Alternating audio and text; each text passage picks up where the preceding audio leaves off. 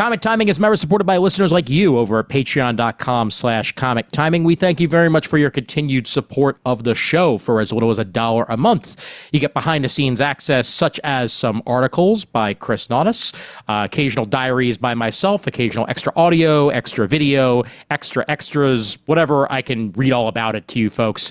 And we thank you very much for your continued support once again over at patreon.com/comic timing. If you want to give a one-time donation, that is also available at paypal.me/IAM sci-fi. Hey, it's almost Christmas. Ho, ho, ho.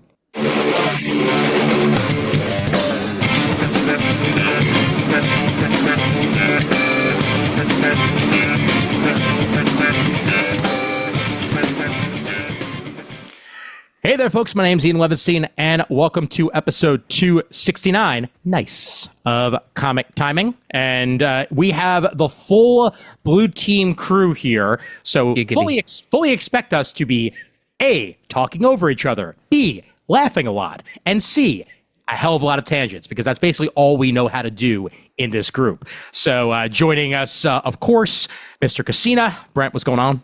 Is this one called Tangent Timing? Tangent to Doom?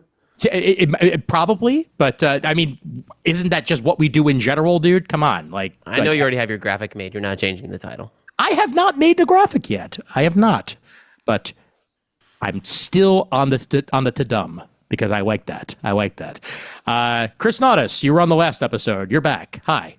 Hi, I love Tangent Comics. That was fun. I really like the design of the covers, actually. Yes. Speaking of Tangent Comics, Jamal Eigel. I was just about to say I drew Tangent Comics. So yes, you did. There we go. Hi, everybody.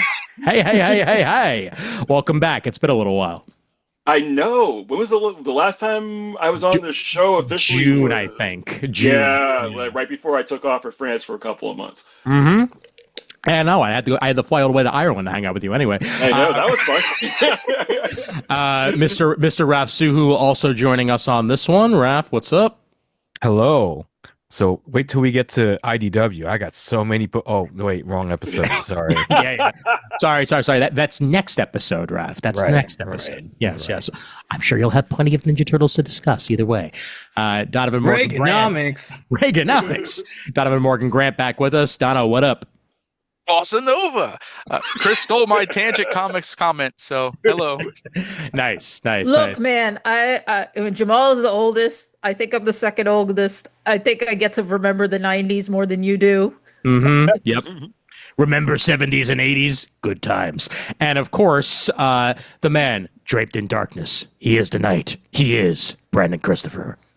Wait, if we're talking fifth week events, can we talk about Girl Frenzy real quick? All right, because that was a good one also, guys. That was actually. You're right. That was solid. I mean, World Without Grown-Ups. Come on, man. One of my favorites. Personally. Absolutely. Yeah. That was the shit back in the day. Absolutely. Young man. Moses, baby. That DC Comics sure does know how to make comics, Yeah. So anyway, we got a lot to talk about on this episode. Starting off with the news that will probably take the bulk of this episode to discuss. The Netflix shit. We teased it on our last episode that Kris and I were on, and there's been more developments. As of now, Netflix, according to their own website, is set to acquire Warner Brothers following the separation of Discovery Global, meaning that there'll be a lot less murder shows about former roommates and ex-wives and stuff like that on Max soon, unless they license them, for a total enterprise value of $82.7 billion, equity value of $72 billion. That is, of course, if this winds up going through, because, and I knew this was going to wind up happening, immediately after we talked about it on last episode, and Kris said the words, "We don't know what's happening yet," and we don't. Paramount put in a hostile bid to take over Warner Brothers, believing that they had the better chance of doing so. They're offering more stock in it. And there's also some shady motherfuckers involved with that deal that we're not going to get into. But And it's for Either 109 million, by the way. Paramount's is all cash Thank you. Yeah, Paramount's is all cash, and for it's everything. for literally Seriously? everything. I know. That includes Discovery, and it includes the cable networks, which are not part of this deal. So basically, they're getting HBO Max and they're getting HBO with this. Like, I guess you can count HBO as the quote unquote cable network, but like CNN wouldn't be part of that deal. Discovery wouldn't be part of that deal. AEW probably wouldn't be part of that deal, or maybe it is. Who the hell knows? AEW isn't part of the deal because their deal is with TNT and TBS, so it would stay with Discovery Networks. Okay, but don't they also have a streaming deal with Max, or is that? But they could still but they could still have the streaming deal with Max and be with Discovery Networks. Those are two. Okay. So the way that it's organized, from what I understand, is that HBO Max, even though it's part of Warner Brothers Discovery, sort of operates as its own independent unit. Got it. Okay. Cool. Yeah, that makes sense too, because I really don't want Netflix to have both WWE and AEW at the same time. As a wrestling fan, that would be kind of weird. It's like when TNT, or was it USA, had both was it WCW and also WWE for a little bit before they were so full? Yeah. Sort of at the end. Yeah, right at the very end. Yeah, because but was that around the time when TNT was TNA was just hopping from network to network, like they were on Spike and then they were on Discovery Network, and they just couldn't find home. And now they're on AMC, or they're going to be on AMC next year. Yes, they are. Yes, that TNA just signed a deal with them. But this is not wrestling timing. Clearly, we could easily turn this into wrestling timing if we wanted to. But let's bring it back home. Obviously, this affects us as comic nerds quite a bit if this Netflix deal winds up going through, or hell, even if the Paramount deal winds up going through, as one of the major parts of Warner Brothers at this particular time is James Gunn's DC Universe, and of course DC Comics, and Jason Wood over at 11 O'Clock Comics. He's very much in the world of investing and stuff like that, and he's been going whole hog on the 11 O'Clock Comics group, saying that in particular Netflix could give two shits about anything physical, and that includes physical media, that includes physical publishing. And if this deal winds up going through and they outright own DC Comics and not just their IP, maybe we are finally going to wind up being digital only for DC Comics sometime in the eventual future. But I don't know. I'll ask for each person's individual takes on this, and whether or not the sky is falling for you like it is for half the internet or not.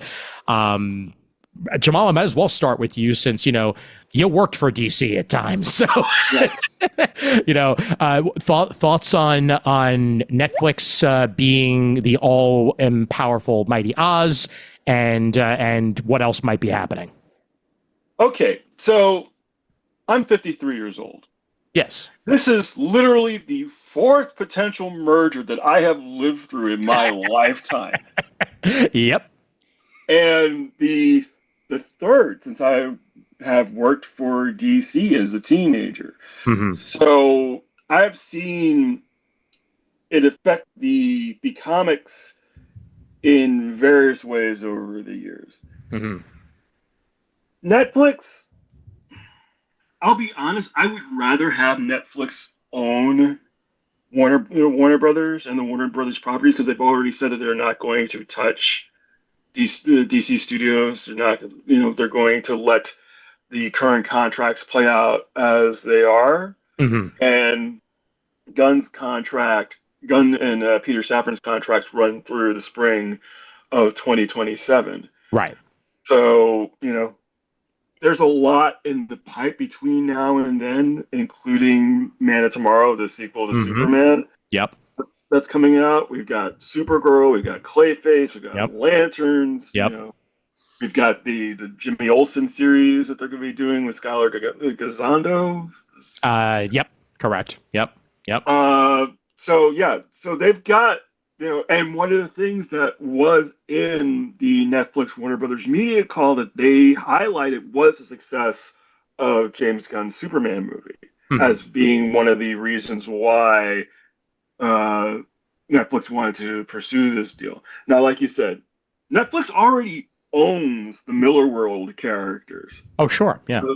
So and they've done so much with them. Like, really, one season of this, one season of that, one season of that. That's it. But that's the Netflix model. I know. At the most, you're going to get 3 seasons. I'm not afraid of them not wanting to do physical media with print. They couldn't give 2 shits about print.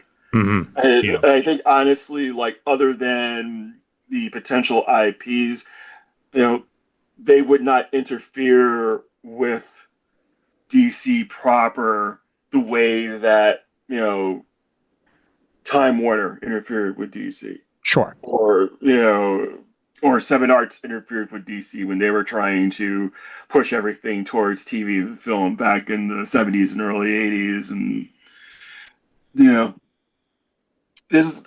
so like I said, there's just been so much turnover at that company over the years that,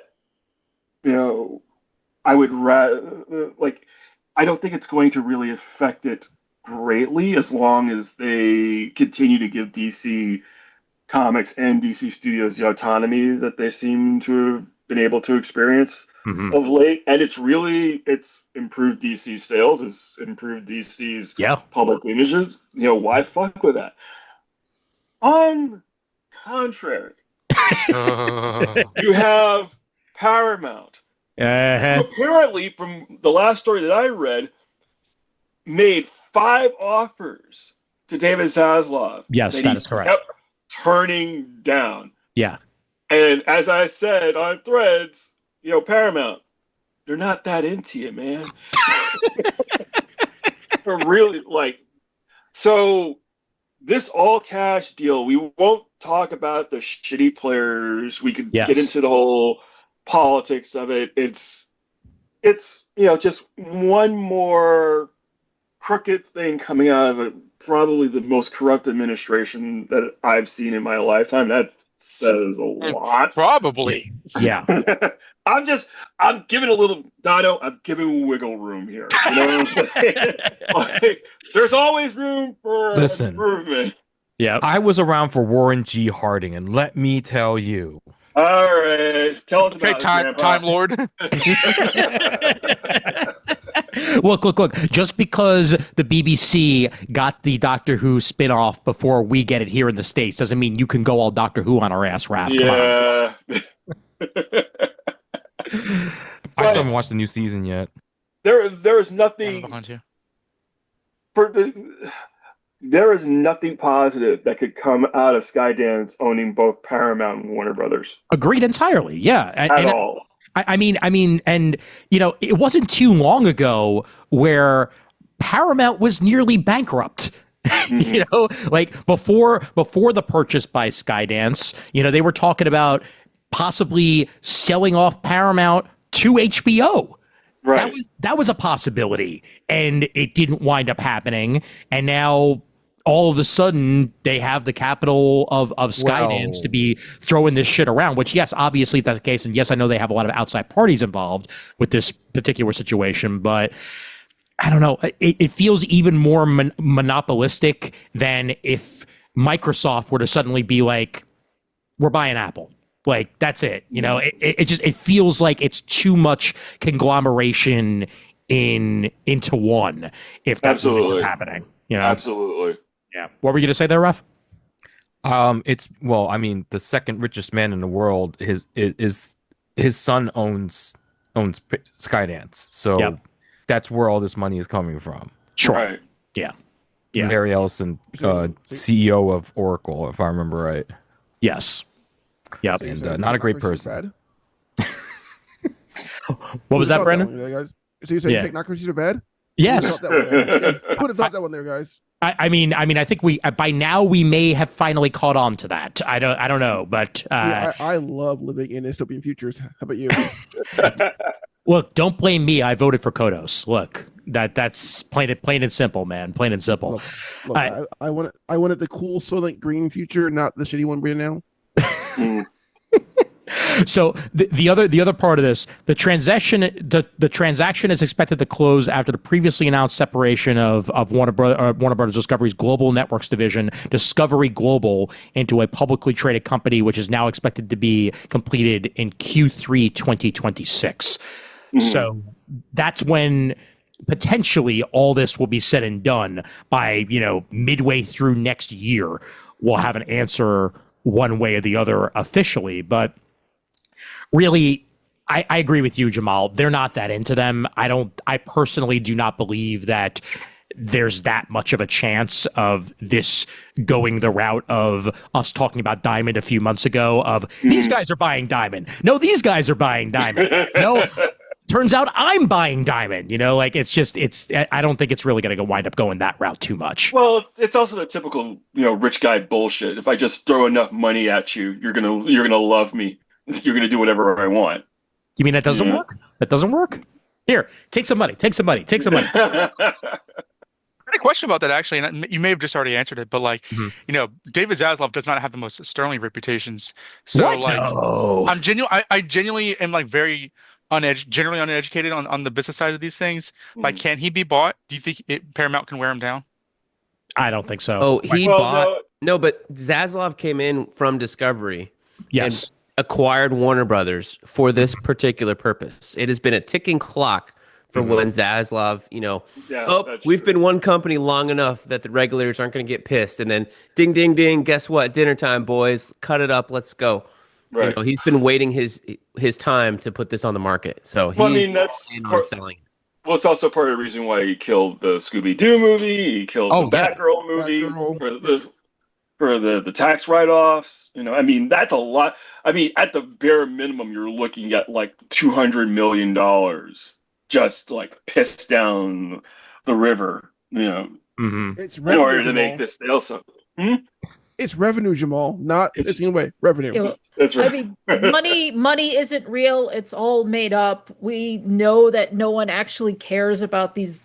Like, they're just numbers on a spreadsheet. I don't want to get off onto a entirely different topic, but it's the same thing with the pouring all the money into AI that they can never possibly make back, which I think is the number. The AI circular loop deals. Yeah, it's the Ouroboros, it's the freaking AI centipede. It's just But I'm sorry, since I guess I've barged in here. I will say. No, please. Who invited you in this show? Hey, I was gonna go to a party tonight, but I'm feeling woozy, so I've decided that I would rather talk to you guys instead because that'll make me feel better. That's smart. Always. Yeah. Well, it was either pass out on a bar floor or pass out in front of a chair. Yay! Safer here. Yeah. So yeah. So there's a lot to unpack here. And I already said, we have no idea what's going to happen. We did not know there was going to be a hostile takeover bid, which gets everybody Googling hostile takeover, exactly what it means. I've already seen a bunch of shareholders talk about, they're just like, I'm not taking it because fuck them.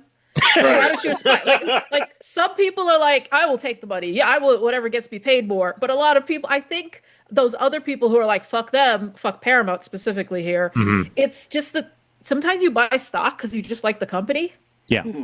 And I think there is like enough probably WB stockholders that are like, look, I'm still getting paid in this deal no matter what, but I'd actually like to see the company stay a company. It's been weird. We've watched, like, the Supreme Court has ruled that a company just has to do whatever makes money for the stockholders. Yeah.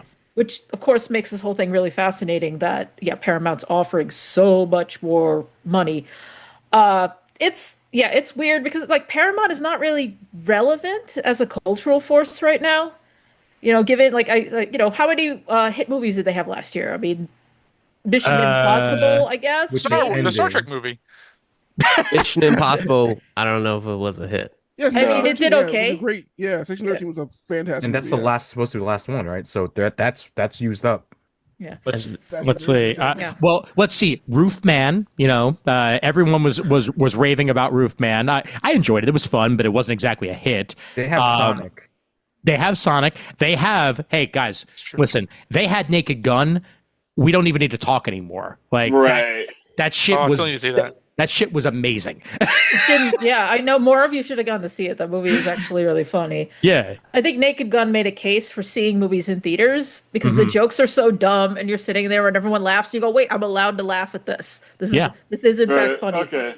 Yeah, these are dad jokes, but that's okay. Like, it's, oh man. And they did spend a lot of money on like certain, Ian knows what sequence I'm thinking of. Oh my God, yes. Yeah. And look, it was the Lonely Island guys. It was pure comedy. Yeah. It was good times. But The Running Man was a flop. So which is sad. Oh wait, surprise! Yeah. Well, look, shots fired. I wanted it to be amazing, and it was just good. It wasn't stellar like I hoped that movie would be with a pedigree like Edgar Wright behind it. I was hoping for an Edgar Wright movie, and instead it was kind of like Edgar Light.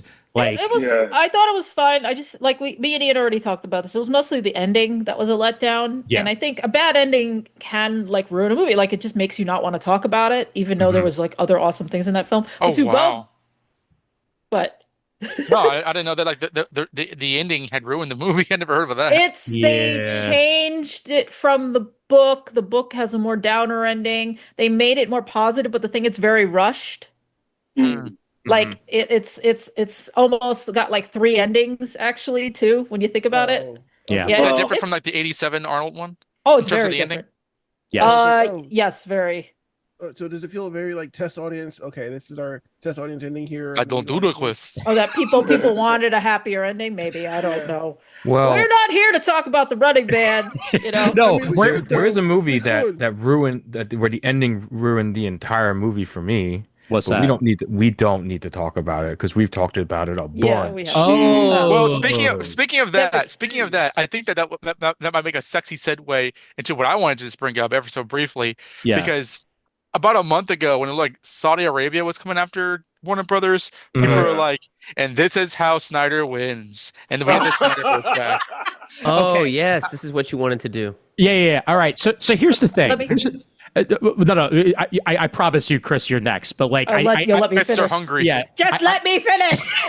I need to point something out perfectly clear, and that is just because Zack Snyder has made movies for Netflix, it doesn't mean you Snyder bros are going to wind up getting your damn franchise back. Okay, that's not how this works. It's not how it's going to work. Now, Kris, please. Hey, no, that is a perfect segue into what the nuts and bolts of what I want to actually talk about is that, we're all not feeling great about Netflix taking over WB, but there's a sense to it. One that like Netflix is at least still an entertainment company. I mean, yes, so is Paramount, but it's better than some of the other options. And I feel like Netflix at least has something of a future while Paramount has just been floundering. Sure. And the thing is, it makes sense for Netflix. Like, I mean, we know anybody who's buying WB and DC Comics in that are buying it for their IP. We know that DC is always going to be treated as an IP farm. Of course. Will probably still have a comics creating division because it's an IP farm. Yeah, you're right. Like, are they still going to do digital? Still do physical and not just digital. I mean, again, we don't know. My thought is that they will probably farm a lot of it out. Because you look at like Disney kind of gave up there's stuff that they actually let like IDW publish, right? Sure. Yeah. Like not every license, every property they own is being published as a Marvel comic. Disney branded comics are not really coming out from there. Right. I also think about how like Disney's actually a great example of how this is going to go because they stopped making Star Wars video games. Like they shut down LucasArts and they started licensing out mostly just for Star Wars stuff. They haven't really, like there's rumbling sometimes that they might get LucasArts back up, but there's never been like a full-fledged effort to do that yet. But I feel like, that's a good possibility that Netflix would just start farming it out. I don't think that means we're never going to see physical releases of Warner Brothers stuff ever again, because they probably will keep maybe a small division for that. But even if they don't, there's other companies that would salivate at the thought of putting out like a deluxe Superman box set. Criterion Collection, that would open up a whole bunch of movies for Criterion that they suddenly are allowed to release. Oh, sure. Yeah. You Yep. know? I'm going to. Sorry. No, go ahead. Go ahead. I just want to make one real quick point, piggybacking off of Kris, which is so digital, as far as like fully implementing digital comics, we are at least 2 decades away from that. I'm sorry. The technology just isn't there. We're not at a point yet where the technology can support like fully abandoning print. And there was always going to be a print component to comics. That's just people like print. It hasn't gone away. There's science showing that people do retain more when they actually read something in print as opposed to reading it on a screen. I will admit sometimes, I remember books that I had physical copies of more than I remember reading them on an e-reader. I mean, whether or not people will actually respond to that and spend their money in that direction, again, I can't speak to that. I mean, but I do know the science has supported that sometimes analog is best. I mean, there's people. Old comics are best.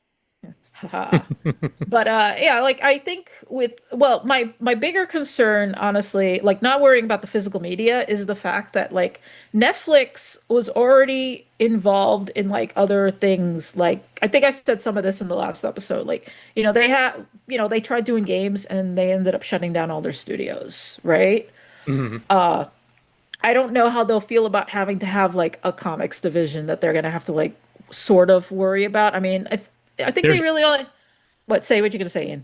No, I was just going to say they're sure as hell going to have a games division because, like you said, Warner Brothers games division is part of this deal. So, they're going to freaking own, the IP of Mortal Kombat and stuff like that if this winds up going through. Yeah, I'm curious how that works because, like, I wonder if Ed Boon still has some ownership rights or clause in his Mortal Kombat IP criteria. Like, did he sell it whole cloth, or does the Mortal Kombat IP retain with NetherRealm, or like he's got to have NetherRealm and Alive in order for the owner to have the Mortal Kombat IP? Like, how does that work? No, Warner Brothers owns NetherRealm outright. No one knows. I don't know, but I'm just saying, like, since he created it, it makes sense that it landed with the movie studio landed with Mortal Kombat, and because WB Games is publishing NetherRealm games or whatever. Right. I don't know.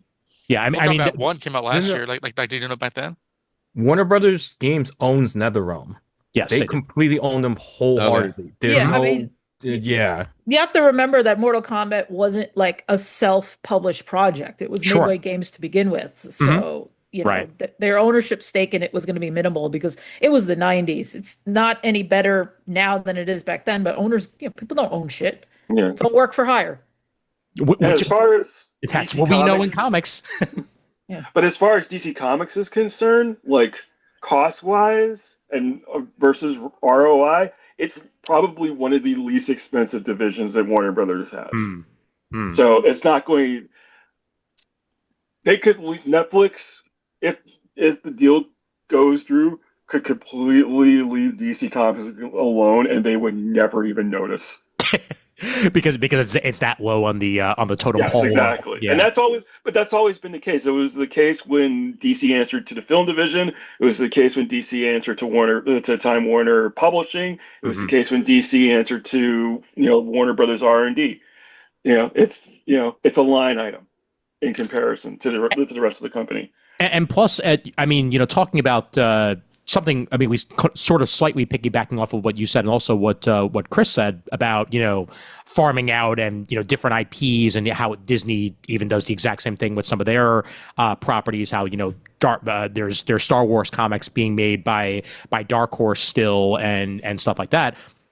Stranger Things comics are under the Dark Horse umbrella currently, and I honestly wouldn't be shocked if that doesn't change for any time soon, long after this acquisition winds up happening. I don't know how long their contract is with Dark Horse, and if that may very well wind up changing once the acquisition takes place. But I kind of doubt that that's really going to wind up changing anytime soon. And the Miller World stuff, who's even publishing Miller World stuff now? Like that's Image is now.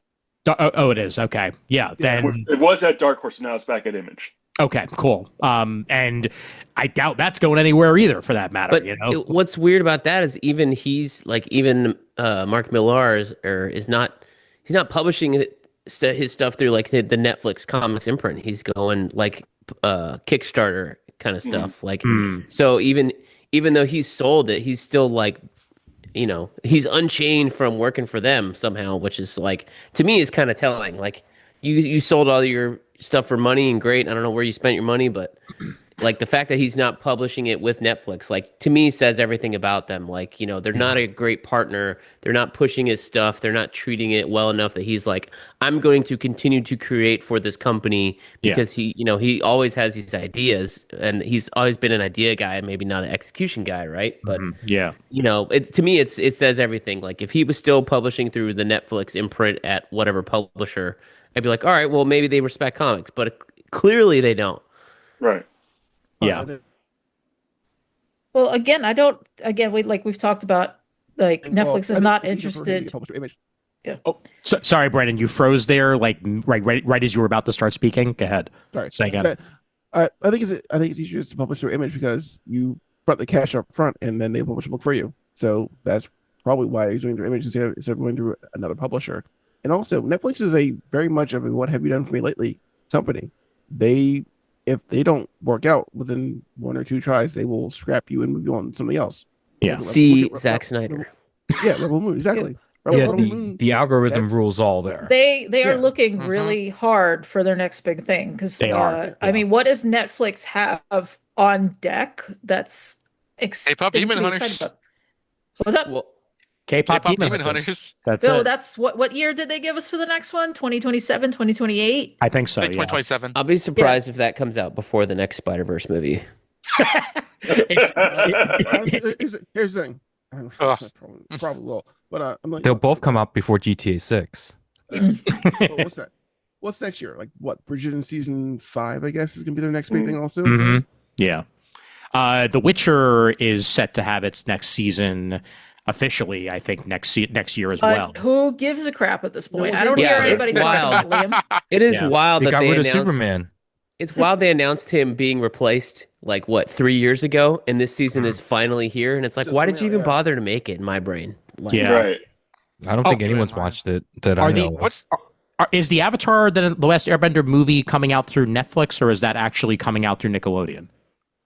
I think Netflix has the live action rights, and someone else has the animated. Okay. Actually, they just dropped the. What is the longest running Netflix show right now? It's still on. Stranger Things. Yeah. Okay. Well, Stranger Things was 5 seasons. House of Cards, I think, went 6. House of Cards isn't still going. But Stranger Things technically still going for one more episode. Well, House of Cards was putting out a season a year instead of one every 5 years. Yeah, Stranger true. Things. And actually, Stranger Things has 4 episodes left because they had the 3 that are dropping. Sorry.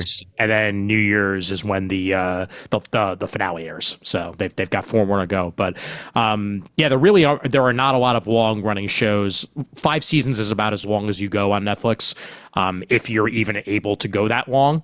According to Ye Old Internet, Virgin River is their longest running show. It's rolling into its 7th season soon. Holy crap. Whoa. Wow. Damn. But the average nowadays is really 5 because even Strange New Worlds over at Paramount that's getting 5. Discovery got 4, I think, or 5. It was 5. It was 5. Okay. They seem allergic to letting the shows go any longer than 5, I think. But I think that's more of a Paramount thing. I don't think that's typical of all streaming. Like it just because mind you, Paramount, there was a lot of cost cutting, trimming what they think is as fat and we think of as beloved shows like Lower Decks. Yeah. Well, I think the standard, I don't know shit about Hollywood, but I thought the standard TV deal was for a set number of seasons, right? Maybe it was 4 or 5. And they got excited when they hit episode 100 because then they could start getting real syndication money back in the day. So maybe if you're contracting people for 5 seasons in general, as a rule, then you're going to cut it off because they get to renegotiate their per episode fee, once that next one comes up. Unless you're the kids of Stranger Things and you're like, I'm the hottest thing on your platform, and my agent's telling you to pay me my money, so pay me my money. I mean, Millie Bobby Brown is basically the Netflix star. She's got all of Stranger Things. She has the Enola Holmes movie. They dumped $200 million into this movie with Chris Pratt. No one even knew what it was about. You know, like she has a great deal there, and I do not see her leaving anytime soon. Oh, they have Knives Out. Yes, they do. Oh, that's right. That's right. But even that, the third movie is coming out, and then after that, Brienne says he's taking a break for a bit to go do other things. Whether or not those are going to come out through Netflix or elsewhere, we shall see. But don't expect to see, something new there right away. Just because the man can only do so much. Well, it seems to be every 3 years at this point, which is actually a good cycle for a movie. And he was off doing Poker Face, which got canceled. Yeah, they had that Chris Nodis lookalike in charge, right? Natasha Lyonne.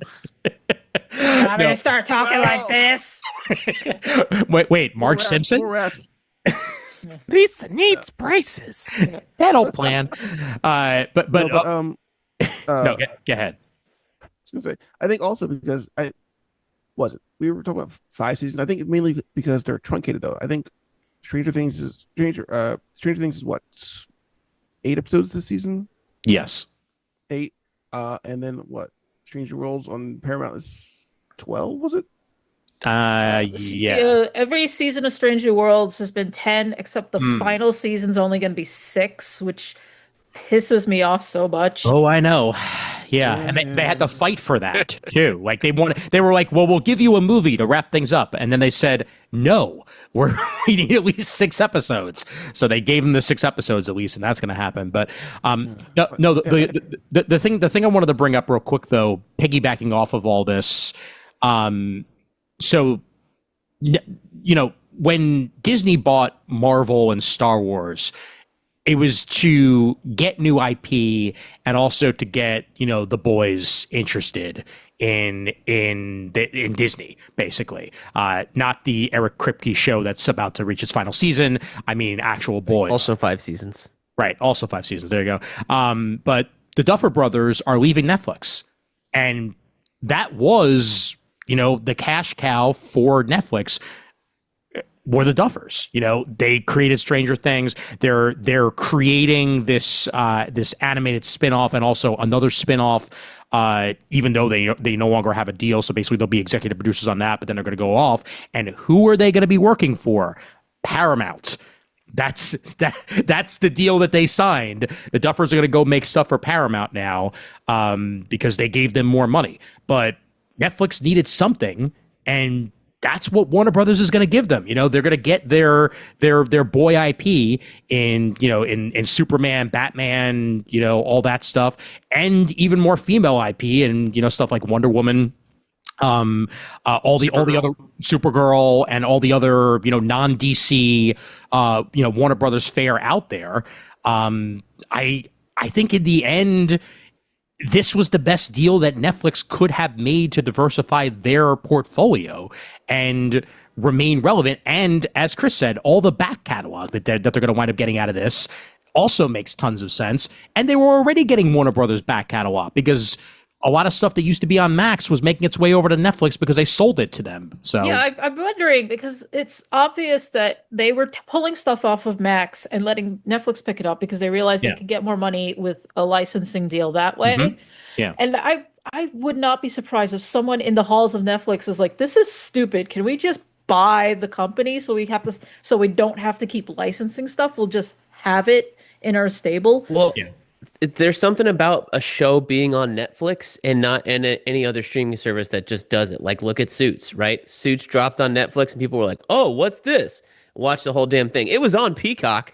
No one watched it on Peacock. Right. Because no one has Peacock. Lucifer, I think, was on Netflix. Lucifer, and that got an additional season or 2 order from Netflix. There's something else that just dropped on Netflix, and it's like, this show was terrible, or had low ratings, but it's hot on Netflix. And there's just something about being the #1 streaming service that just does it for people. I'm gonna keep it a buck. I actually am not all that fun. I know that conglomerates and hostile takeovers is just innately bad. I understand intellectually that is bad, but when the day that this news came out, everyone was like, Netflix buying WB, comma, at least it's not Paramount. That was like basically like, the emotional headline in every post I saw. So I was like, yeah. And then like when Paramount says, well, we'll try to give you more money, I was like, okay, if Paramount buys WB, I will immediately just like not care about anything that happens from the DC films or whatever, just because it'll be like, just wall to wall conservative white people. Yeah. If Netflix sticks their guns and they have Warner Brothers, I will, time will tell before like, everything is owned by like two companies and everything sucks worse. But I'm not inclined to like be necessarily like frustrated by it because, to me it's like the sign of goodwill for me was when they bought Sesame Street when PBS got defunded. Yes, 100%. And obviously that's not a wholly that's not without money in their minds, but that's something that they did. So like that's just where I am. I can be readily convinced why I should stay awake at night because Netflix is buying Warner Brothers. But right now, that's not where I am personally. Well, Dono, you also remind me of my favorite tagline of this purchase, Elmo's Revenge.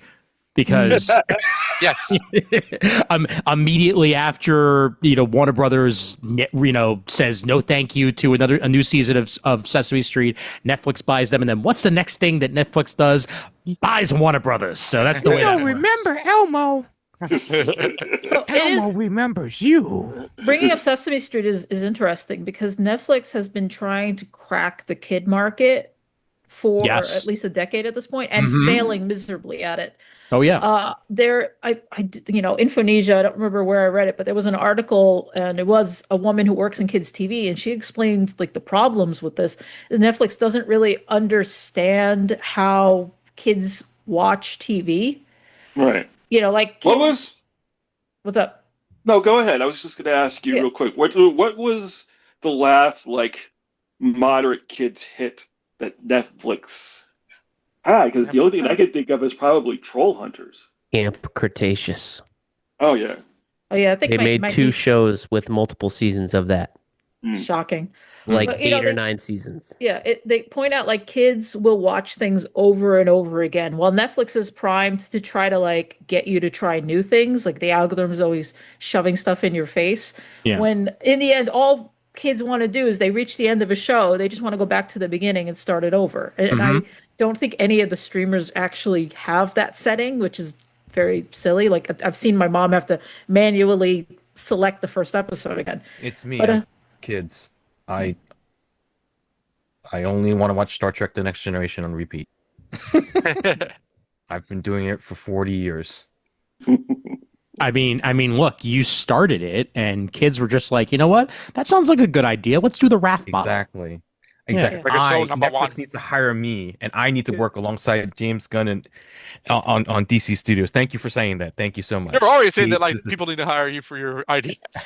Yes, I am a visionary. Okay. Also, by the way, I looked it up. I was very, very wrong.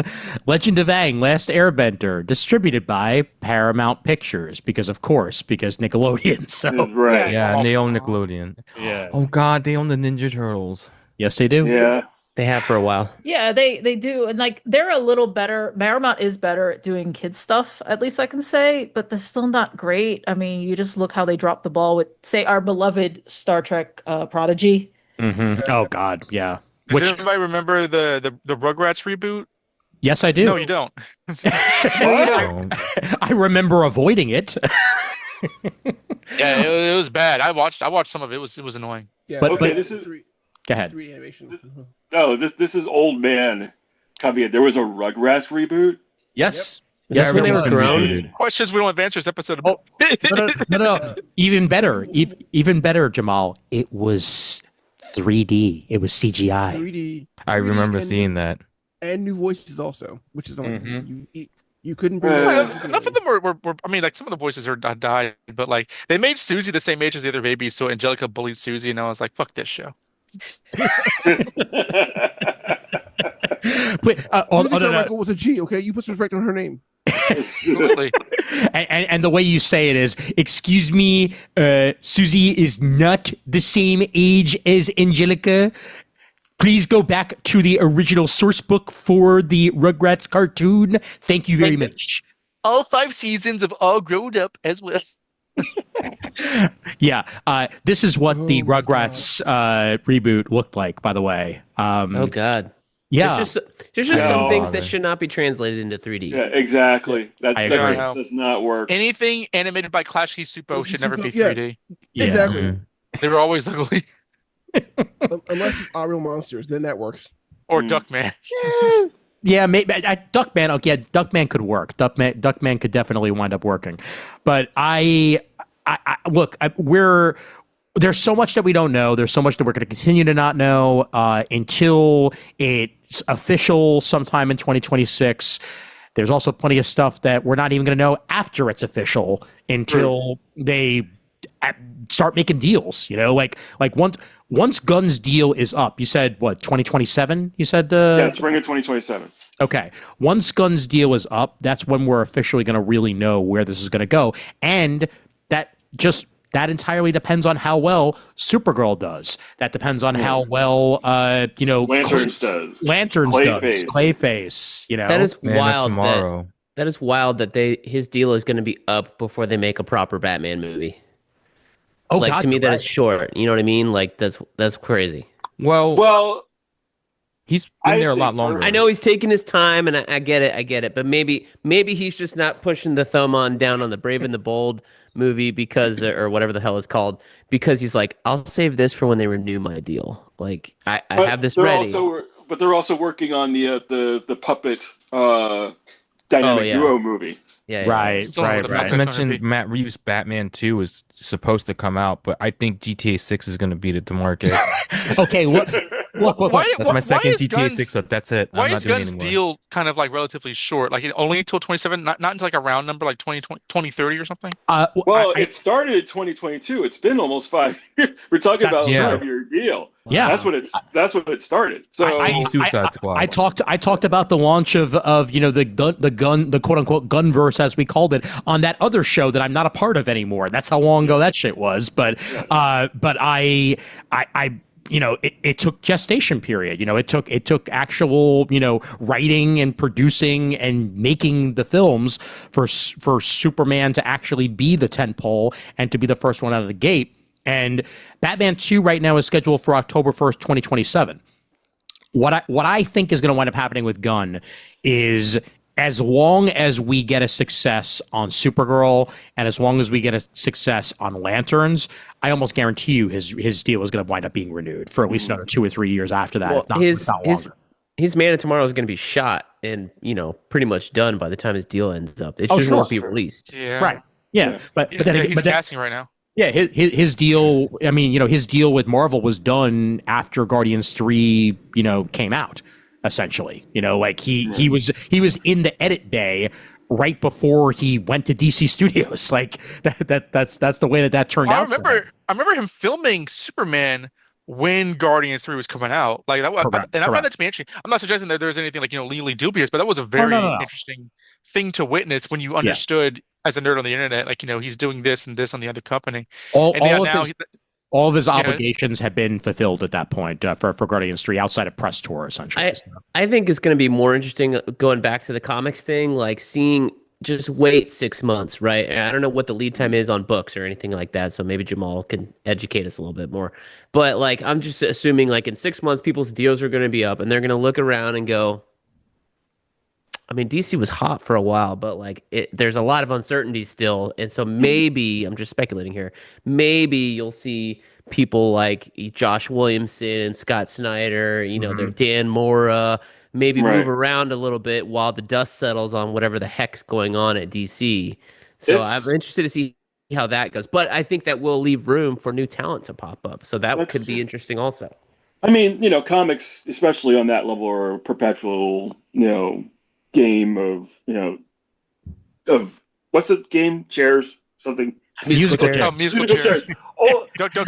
old senior moment. Sorry. As I said, what I said last episode, this is like a record of our ongoing mental decline. Oh yeah. Okay. My mental has sure declined. Jamal, last episode I couldn't remember that it was called City Hall. Okay, Wow. Okay. I literally was like, okay, that place the mayor works, City Hall. I work? City Hall. Like, god damn it. I work across from the mayor's office. Well, as I was saying, because corporate comics on that level is a perpetual game of musical chairs.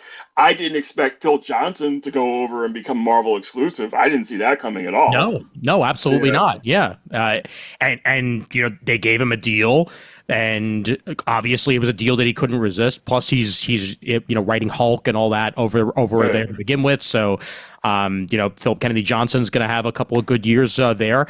Brian Michael Bendis was exclusive with DC for a couple of years, and now he's heading back to Marvel. Right. That's in shame and disgust.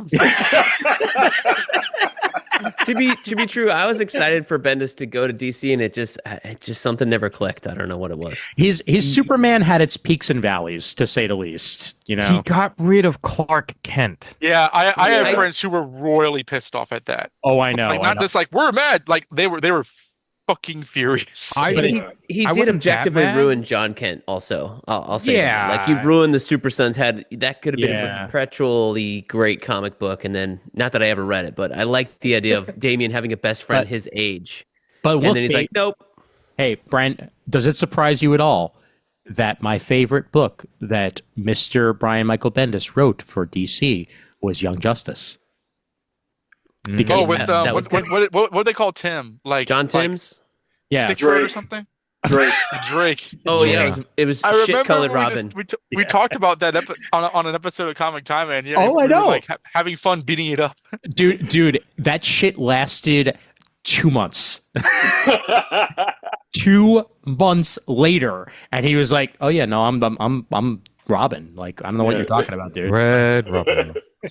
It's like, he's why Robin for like 5-6 years now. Oh yeah, no, he absolutely has. Yeah, I think the problem with Bendis at DC is he was doing too many books at once. He was doing all the Superman books and Event Leviathan, whatever the heck that was. Right, and Legion of Superheroes. And Legion and Young Justice is like, dude, I know you want to make as much money as possible, but like pick a fucking lane. Like one here. I like Michael Bendis. I've not read enough of him to piss me off, but like I saw like an Instagram reel, like examples of the Bendis dialogue that you always see from New Avengers and Ultimate Spider-Man stuff. Mm. When I saw an example of that from a Superman book, I was like, because DC readers aren't probably used to that. Okay, my favorite example of that type of thing to this day is still the beginning of Avengers Disassembled, where they're all around the kitchen table being, razzing each other, and then all of a sudden, Jack of Hearts, brong! Like, oh wow, okay, all right. So clearly we're not allowed to have coffee talk in an Avengers book. Only mass destruction from now on. That's it. Also, No way. Really? Yeah. Wow. I know. Seriously. No, but for New Avengers, Yeah, I'm sure. worked. It worked for New Avengers. It worked in Ultimate Spider-Man. I've never Ultimate hated Spider-Man it, was just. but it is like mock-worthy. And Brian Michael Bendis created Miles Morales. Look, that's a lot right there. Oh, that's something else we could talk about. Sara Pichelli. Yes. Well, so if Sara Pichelli doesn't get any royalties, then I'm assuming Bendis doesn't either. No. He doesn't get royalties off of Miles directly, but Bendis has been involved with Miles and with Spider-Man in other media. Right, like he's on the creative council or whatever, and he helped write the Spider-Verse. Cartoon. He consulted on a lot of stuff in the games, right? So maybe he gets more opportunities that way. It is a little fucked up that Sara Pichelli doesn't get anything. Well, she designed the costume, corporate comics, though, Brent. That's just the way it is. I'm not saying it's not legal. I'm just saying it's fucked up. It is fucked up. Well, she also recently made a statement along the lines of like, don't twist my words or something like that. So like, I'm not even. 100%. I saw it in Bleeding Cool, and they were like, we translated this from a Brazilian thing, and I was like, is Sara Pichelli Brazilian? Like, she was in Brazil for a Comic-Con. Okay, I'm saying, like, did she answer in Portuguese or did she answer in English? Like, he probably answered in English, and then they translated the Portuguese. So but it's a newspaper. It's not a video, right? Like, so it's not like they had Brazilian subtitles on an English interview. That's I'm going to say something and unfortunately, this is something that I've had experience with. Mm-hmm. I could probably guarantee that Sarah decided to issue a statement after she got an email or a phone call from someone at Marvel. It's like, I was about to sign this check for you, but yeah, exactly. No, it happens. It does happen. So yeah, put out something. It's been like 15 years. I don't blame her. I don't, but even she still does work for Marvel. Like she has a long-standing relationship with Marvel. Isn't she drawing something for Marvel like in the next couple of months, or has drawn? I thought she was coming back with Bendis. with Bendis. But it's one of those things where like I'm sorry, but like Miles I would say Miles is inarguably the most successful Marvel character of the 21st century, majorly due to the Spider-Verse films, and that design is replicated throughout his media appearances. And there are children who see Miles Morales as their Spider-Man. Like, no joke, no argument. That's the thing that happens.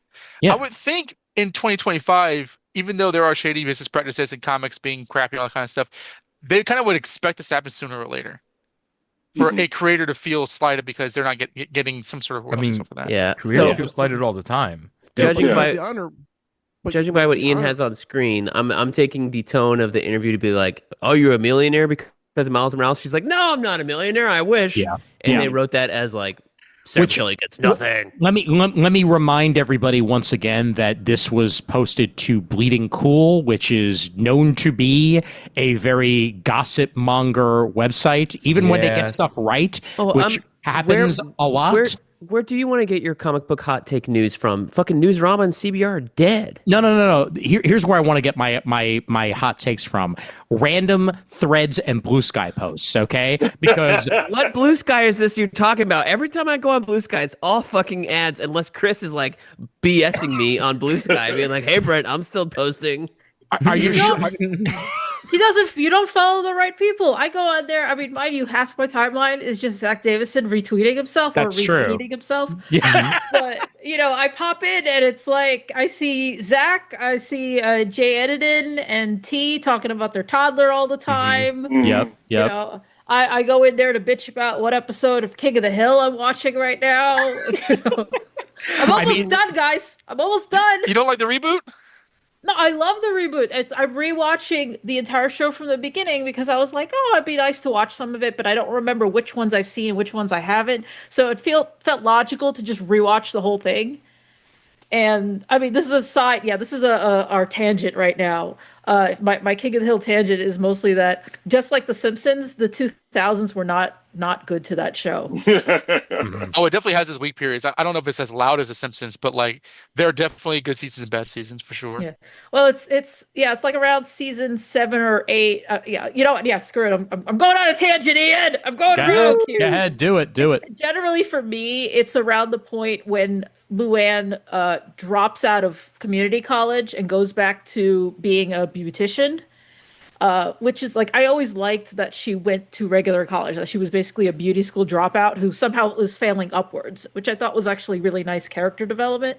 But then around season 7 or 8, you can see like she drops out, and then they started her dating Lucky, which I don't blame them for. If you got Tom Petty willing to come into a studio to record for you, you're going to use him as much as possible. Mm-hmm. But it's also around that point, like Peggy stops being super obnoxious, Dale stops scheming as much. Like all the characters, like I don't think they really got flanderized, but they do get very bland. So, but Bill was always kind of a freak. Even in the reboot, he's a freak. They're nicer to him, honestly. After season 7 or season 8, he's a lot less obnoxious. Like there was one episode where he's basically like stalking Peggy and Bobby while Hank was out of town. And then I remember the end of that episode, Hank just outright starts throwing beer cans at him. And I'm like, yeah, you're lucky that's all he's doing to you, because he could have called the police, because he was like popping up in the house. He did something most recent season that like I was like, I don't care how long I've known this guy, I will kick his ass. I can't believe they let that fly. They have, it's very toxic relationships on that show. I was just going to say that the reboot of King of the Hill is better than the last like 3 seasons of the original King of the Hill. It's a shining success. It's terrific. Yeah, it's fantastic. It's a great way to bring back a product. I will bring this sort of back to our original topic-ish, not to Sara Pichelli in particular, but just how I said this in the last episode, is like everybody's talking about the sky is falling with this Netflix thing, and yet it is 2025 and Disney still hasn't absorbed Hulu into itself like they keep saying they would. So it's like I'm not too, again, that's why I said I don't feel like it's time to worry. As for if you want me to chime in about the Sara Pichelli thing, it just sucks. I don't know. No, it does suck, but also I'm gonna read her Instagram post to those of you who are listening on audio that didn't see me put it up earlier. That it got to my attention, a headline about me saying something about Miles royalties that was written after an interview here at CCXP. I wanted to let go, but since many of you are writing to me, I want to make things clear. That headline is an embarrassing clickbait news. Who wrote that twisted completely the tone of our conversation, which was relaxed and ironic. Plus, that was a tiny part of our conversation where I wasn't complaining or mad at all, just saying few lines about the business industry. I know royalties and copyright are hot topic, but please don't use me or my work to take sides or talk shit. I won't let you do that. Also, when creators do an interview at a show and are being generous and kind, please don't ever take advantage of that to create questionable content to get more followers. Be better.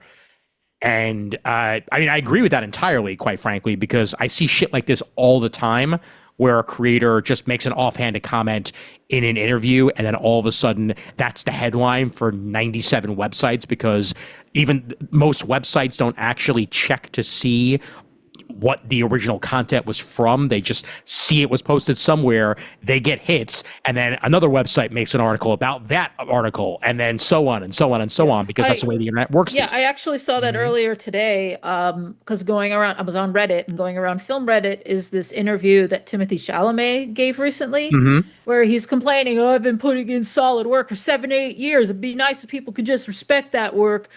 And everybody's like, oh my God, he's so obnoxious. What, he thinks he's supposed to have an Oscar already? How dare he? Nominated last year. He was nominated, he didn't win. But the thing is, like, I actually, like people were saying, they're like, oh, well, William Dafoe doesn't have an Oscar. What are you complaining about, you little bitch? And I found the interview, I watched the video interview, and it was really clearly supposed to be like a put on.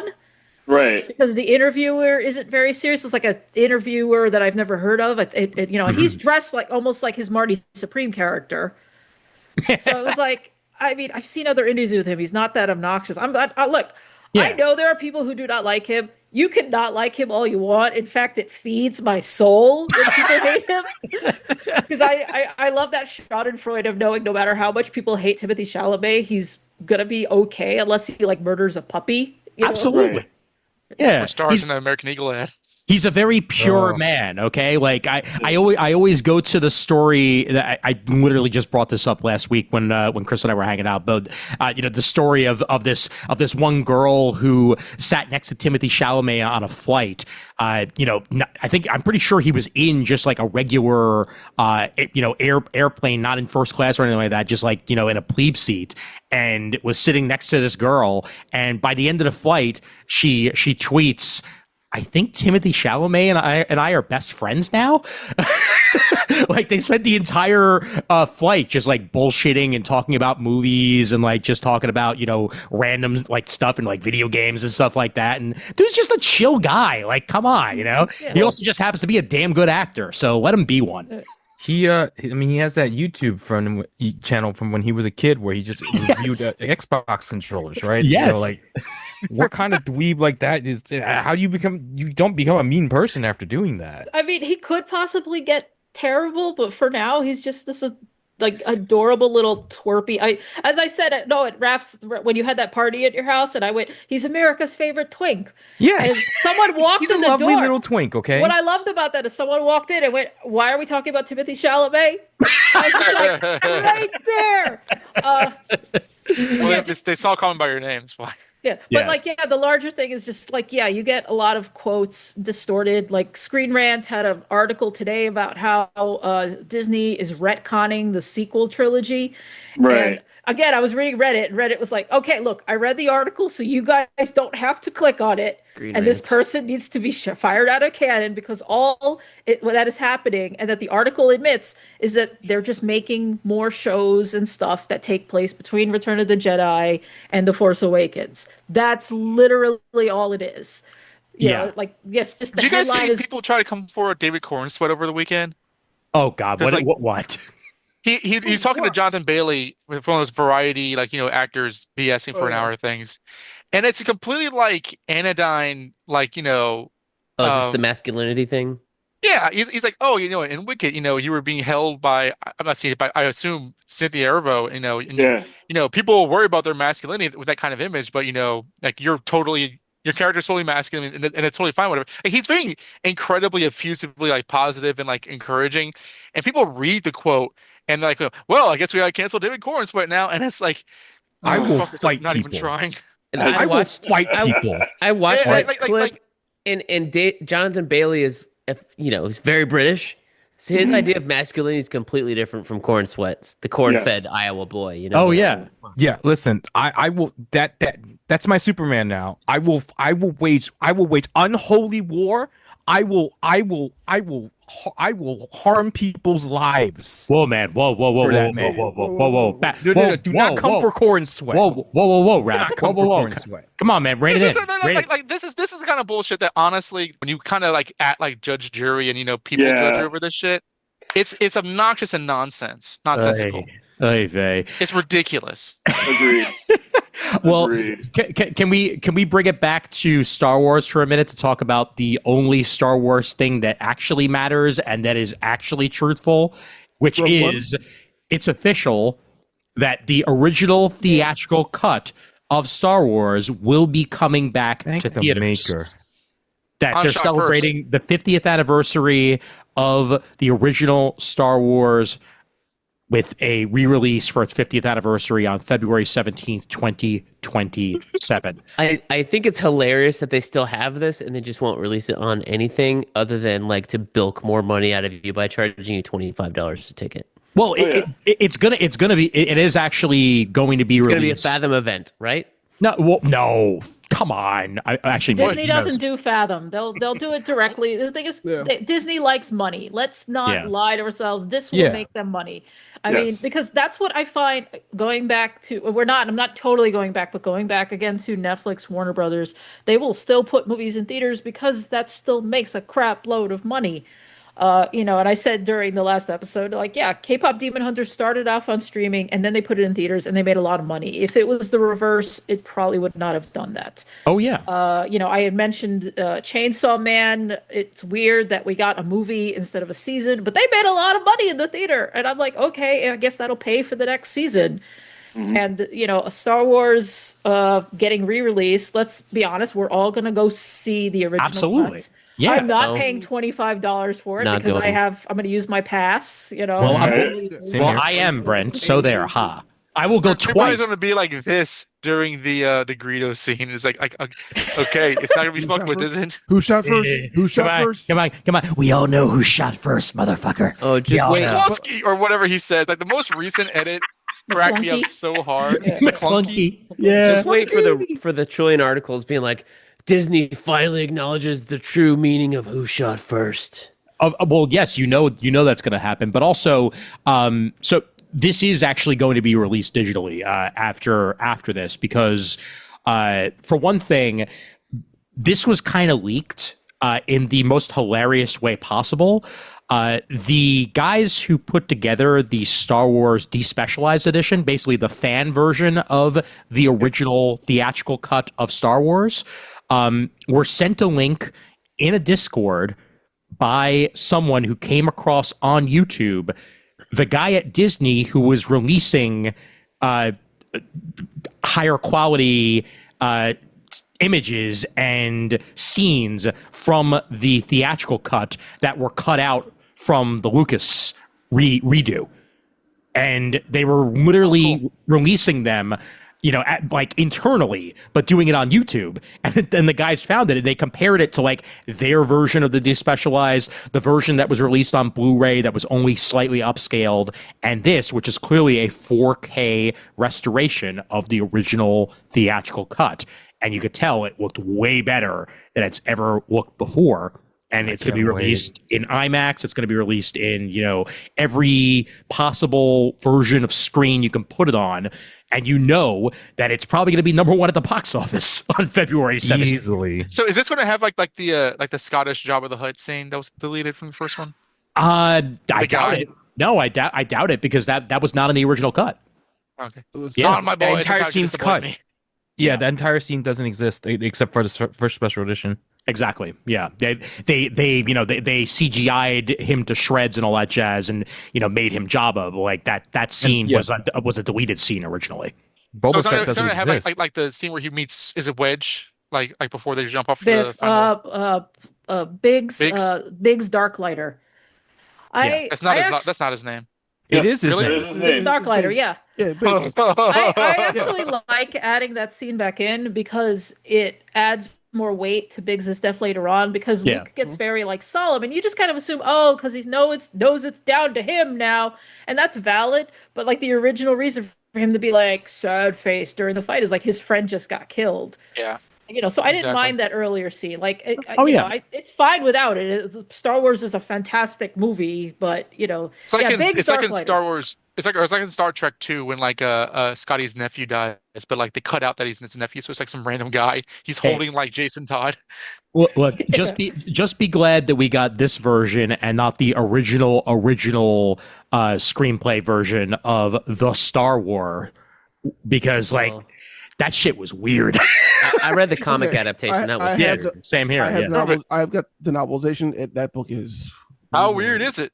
They're so weird. very, very different than what track down the comic version, which I believe is actually part of Marvel Unlimited currently, because when The Howard Chaykin issue, John one. No, No. that's not that. No. It's from Dark Horse originally. Yeah, let me see. The Star Wars Dark Horse. Okay, yeah. Or C-3PO has a lot more screen time or something. No, it's an 8-issue comic, again based on the original script. So not at all what we got in the movie whatsoever. Jonathan W. Sorry, it's asking me to allow ads. Jonathan W. Of course. Rinsler and Thank Mike you. Mayhew was the penciler. There you go. Rinsler was the writer. I know Yep. Rinsler. Yeah. Yep. Yeah. Rinsler's worked on a lot of Star Wars stuff. He's also the bad guy in Tron, too. Yeah, Tron. Yeah. Oh yeah. Someone remembers Tron Legacy.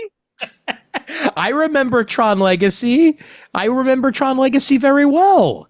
I wish I didn't remember Tron Ares outside of the soundtrack, but I don't remember Tron Ares. You know why? Why? Never saw it. I didn't go see it. Oh. Same here.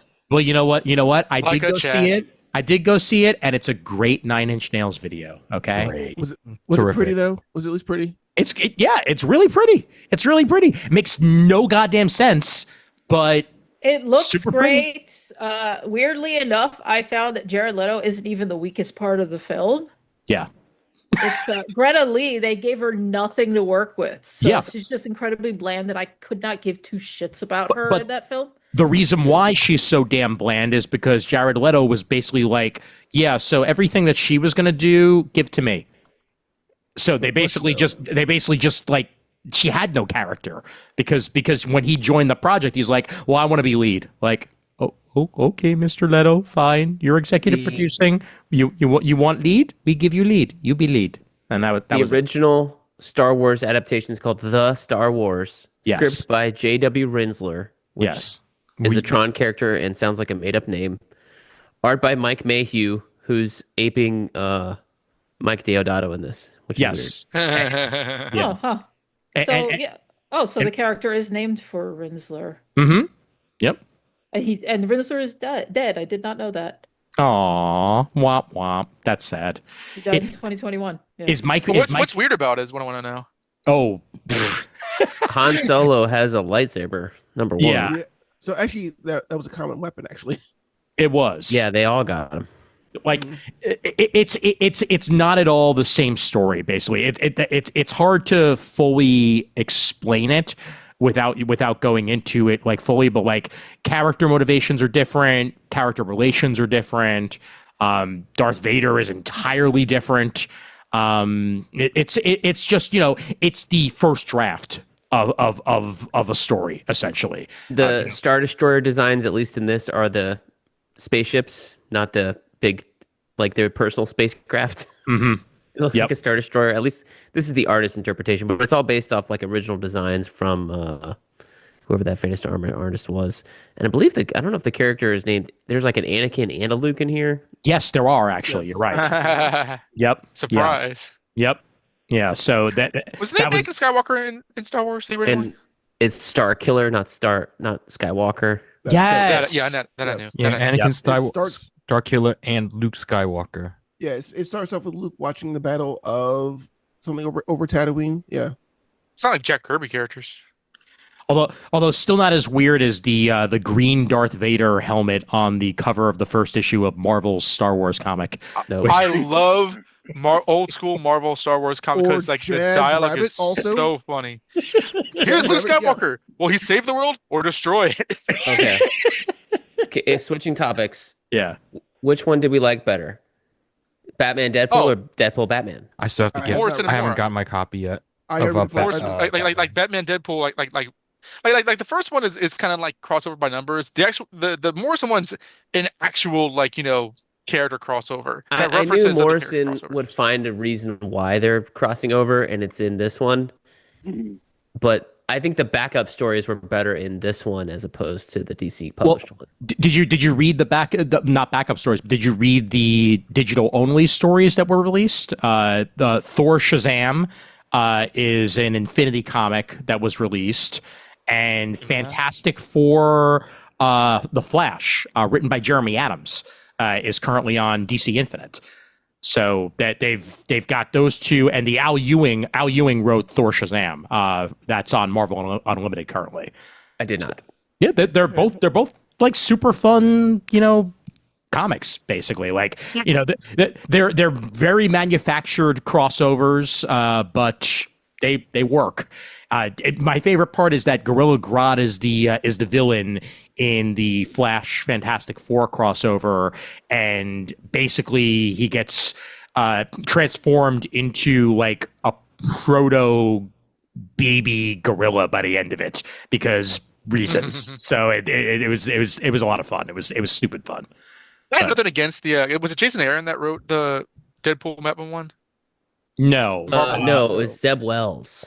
Wells. I had nothing against it, but like, it's kind of a memorable comparatively. Although it had solid artwork, but the Morrison and Moore. Has everybody read the Morrison and Moore one? I have not, because I'm still waiting for these to hit Unlimited and Infinite. So that's why I went and bought them, because they were not hitting Comixology. So I was like, well, obviously there's probably some sort of like license in perpetuity that you got to sign for these digital comics. And they're like, we're not doing that. We're splitting the money 50-50 after the sales. If you're a real G, like all of us on this call are, I think you'll have special appreciation for the Morrison and Moore one, because they pay specific and explicit references to like classic 90s crossovers like DC versus Marvel. That sold me. Okay. All right. I'm down. Wait. Do they reference what's his face? No, they don't. No. Please. They do not mention Access. He tried to.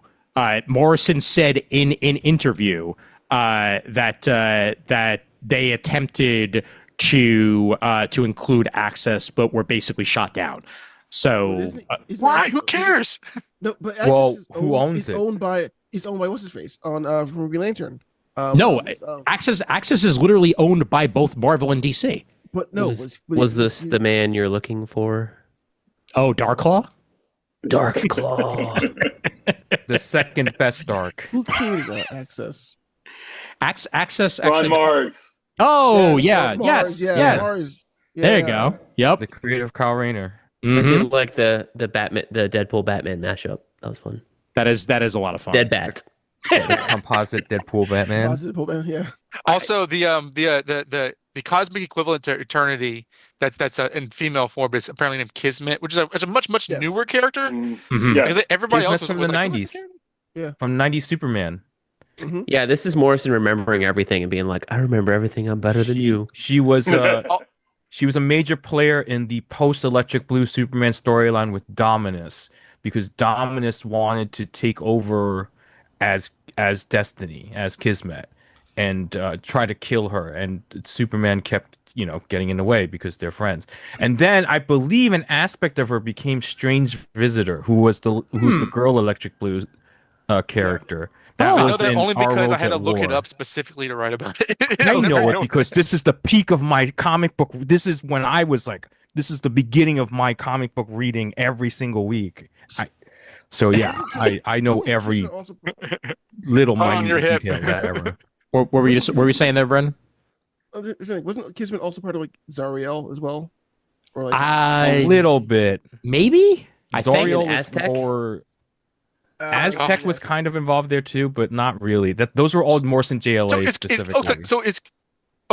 If she was, that would kind of make her a Morrison character, right? Because I know Morrison created Zariel, and he didn't create Kismet, but he used Kismet a couple of times. Okay. Oh, I didn't even know that. Of the two though, you would definitely say the Morrison written one is the better of the two, Wells versus Morrison. Okay, all right, good. But I like backups on those two. I like the Nightwing and Wolverine. Static and Ms. Marvel was like kind of whatever, but it's cool seeing them together. Dude, yeah, that was the thing that was the most disappointing was like Static and Ms. Marvel, and you have G. Willow Wilson and Dennis Cowan teaming up, and it's like the most blah story you could think of. It is, but it was so cool. Like, I know they only had 5 pages, but like the other creators in there found a cool reason, and both that Miss Marvel Static one, they're both like, I'm a hero too, and they're like, yeah, we're gonna be heroes together, and then boom, the end, and it's like, right. You couldn't have them team up. And by the way, Kismet was Kismet was actually created by Jerry Ordway and Tom Grummett. Triangular. She's pure triangular. Mm-hmm. Two creators we all hate. jeez. Can we talk about the crossover that is probably going to be much more liked? It was officially announced that there is going to be a Superman Spider-Man crossover comic. I'm so down for these. I don't know why. It's just something about being alive now. Yeah. Like, I know we had the amalgam stuff and I bought the damn omnibus and I haven't fucking cracked it yet. Like, I love mine. I'm so down for this. I don't know why. Oh, yeah. Okay. No, it's Wade absolutely. and Jimenez? Yeah, Wade and Jimenez. Yep.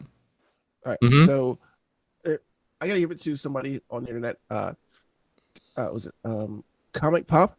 Sal Cavalli called this 3 years ago. Really? Huh. Did he call it? Was it in work for 3 years? Like, it takes a long time to iron out the details. He called it because the second they made Spider-Boy, he was like, "Oh yes, you're right. That was a copyright thing." Yep. He's like, they can't legally do Spider-Boy unless someone did some legal shenanigans to get this back in publication again. Mm-hmm. And it just hit me. and what is currently in facsimile reprint in this last month's previews, the amalgam issue of Spider-Boy. That's being re-released now by Marvel because now they have the rights to the name Spider-Boy, but also it's crossover. That off the stands, son. Yep. Yeah. Damn right. So 30. I still have mine somewhere here. So yeah, he called that 3 years ago, almost to the day. I'm like, that is fucking impressive. Just by knowing the ins and outs of the legal shenanigans that go on for these books here. When Jamal's just sitting down here, pursing his lips, laughing at us. Like, Like, he knew all along. They like that 90s shit. I knew. Like, Scott Snyder told me about this when I pitched him Dudley Do Right. Dudley Do Right. It's not Dudley Do Right, damn it. Sorry, Daedalus. Dudley Datsun. Corgi Daedalus, the dog. Here's the thing. I would take a fucking Dudley Do Right by Scott Snyder, though. Okay. Oh hell yeah. I will take anything from Scott Snyder because I'm caught up. I'm almost caught up on. I haven't read the latest issue of Absolute Batman, but oh my god, I'm still behind, but I'm trying to catch up. insane. Yeah. Absolutely insane, and I love it. Well, I mean, as far as like the crossovers going, I mean, it was inevitable. I mean, of course. Honestly, once they got Didio out of the office and Diane Nelson out of the office, and they were able to like iron out all of that, and Quesada, and iron all of that stuff out legally, like you knew it was going to happen eventually. Of course. Of course. The whole reason they stopped it, and I remember reading this from some DC book. I was about to mention another one. That Quesada thought why are we playing nice with these people? We should be a lot more antagonistic when he came along. Quesada and that's no Harris. fun. Quesada, Harris, and what's his face? Former DC pub. Levitz. Yeah, Levitz. Yeah. Wasn't Levis around when they were doing this? Yeah, Levitz was like, no, you're an asshole. I'm not gonna work with you. So Yeah. Oh, okay. Yeah, no, it's basically Harris and Quesada would want to be more antagonistic, and Levis is like, all right, fine, fuck you guys. Doesn't Bob Harris work for DC now? He's EIC, I thought. Or Have you guys read? No, not anymore, right? Oh, he was for a while. I'm out of the loop. Yeah. He was. Yeah. I don't even think he's at DC anymore. Okay. No, I don't think so either. Does DC even have an EIC currently? Like, Isn't it Jim Lee? Yeah. Ish? No, it's Marie Javins. Javins? oh yes. You're right. Yes. I haven't been tapped into like the goings on of the industry since like the other monopoly that we don't talk about that's gone. You guys? I mean, plain and simply, you haven't been tapped in since Bob Harris was editor in chief. Anyway, continue. Yes, very true. Well, have you guys read? I believe it was in the Marvel: The Untold Tale about the original Superman Spider-Man crossover. Yes. It was written Yes, by. I have the book. I read it twice, but it was like 10 years ago at least. It was written by, was it Ween or Conway? I think it was written by Conway, right? Because Conway wrote both characters. The original crossover, Jerry Conway. I think you're right. Yeah. Let me see here. Yep. Ross Me Andrew Jr. crack my art. omni. No. Actually, written by Jim Shooter and Marv Wolfman and penciled by Oh, John. you know what? by I Don think the Buscema. story goes because they said that like Jerry Conway wanted to write it, and I think Len Wein said Len Wein made some disparaging comment. According to this book, Conway leapt across the table to strangle Len Wein over this book. And I Oh was my like, god! that sounds awfully sensationalistic. I need to work cited for that, but that sounds hilarious. And I'm sorry, Conway wrote the original crossover in 1970. Jerry Conway, Yes. drawn Yep. by Ross Andrew, Indeed. inked by Okay. Dick Giordano. Yep. March 1976 was the first one, and then the second one was Shooter 81. in the 80s. Yeah. Oh, Shooter, interesting. I've actually not read the second one. Also, I haven't equal either. cover space. I got the facsimile coming. Can I also point out real quick the other stories in this? Tom King and Jim Lee tell a tale of Lois Lane and Mary Jane Watson. Oh no, not Tom King. That's a good Brent impersonation. Oh my I'll say line. on the internet. Matt Fraction and Steve Lieber revisit Superman's pal Jimmy Olsen and Nice. and Carnage. So Jimmy Olsen and Carnage. No, nice. It's the gingers. Yep. Yeah. Best part here, Sean Murphy takes us to the future with Superboy, quote unquote, parentheses Legion, and Spider-Man 2099. Interesting. And Gail Simone teams up with Belen Ortega for a look at what happens when Power Girl meets Punisher. Christopher Priest and Daniel Sampier show us a time when Superboy Prime decided to visit Spider-Man right after he got the black suit, and Greg Rucka and Nicholas Scott take us on an amazing race between the Daily Planet and the Daily Bugle. You know what's going on with this? Interesting. I'm Yep. digging the all the previous the crossovers like Wolverine and Nightwing were nice. I'm digging the singular two character focus with multiple Yes. creators. That's really cool. I That's agree. fun. Yep. I'm gonna buy every cover. No, Raph, no! And then read them while watching Man of Tomorrow 10 times in a row. Listen, I 11 now. I really got to go for it this time. Look, I shamelessly bought the Huntress style cover because I'm like, I don't even remember what cover I got for. I don't have my Batman Deadpool, but I have my Deadpool Batman here. there's no Huntress. I buy it. Okay. All I the know that covers were Art gone. Gem made when I went. a Silk and Supergirl cover I saw like an hour ago. This one's easily my favorite. The Superman Red Sun and Spider Hulk. Oh, no, it's not. Dude, the black suit Superman Spider-Man is neat. Yeah, it is. Oh, why Yeah. they're trying to make Superman Yeah, look the- scary because he was the like Kingdom his Come is personality was honestly- fine, man. Why is this Jim Lee cover way miles better than the Batman Wolverine one he did just now? I got the shiny cover. Well, maybe he cared more. I don't know. I don't know. Here's the thing. I think he likes drawing Superman better than Batman. Yeah. I don't think that's true at all. I don't No, think. no, he made his money on making Batman, but I think he actually enjoys drawing Superman better though. I personally have never thought that, and this is a point that kind of like absorbed from other folks. But like Jim Lee, his artwork looks strange with other DC heroes. When he's drawing like this, like the classic like Green Lantern and Flash or Wonder Woman, it doesn't look like he does feel comfortable, as opposed to like Batman, which he says every time I draw Batman, I try to do Frank Miller, Dark Knight, and so I don't think his Superman looks bad at all. Jim Lee's an excellent artist, but I don't know if it fits his style as much because those kind of brighter characters are not what he made his bones on necessarily. Right. Yeah. He's not my favorite. He's not in my top 5 of Superman artists.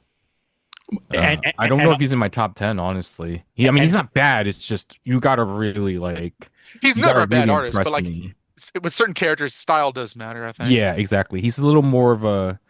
His pencils are not right for Superman. I feel like.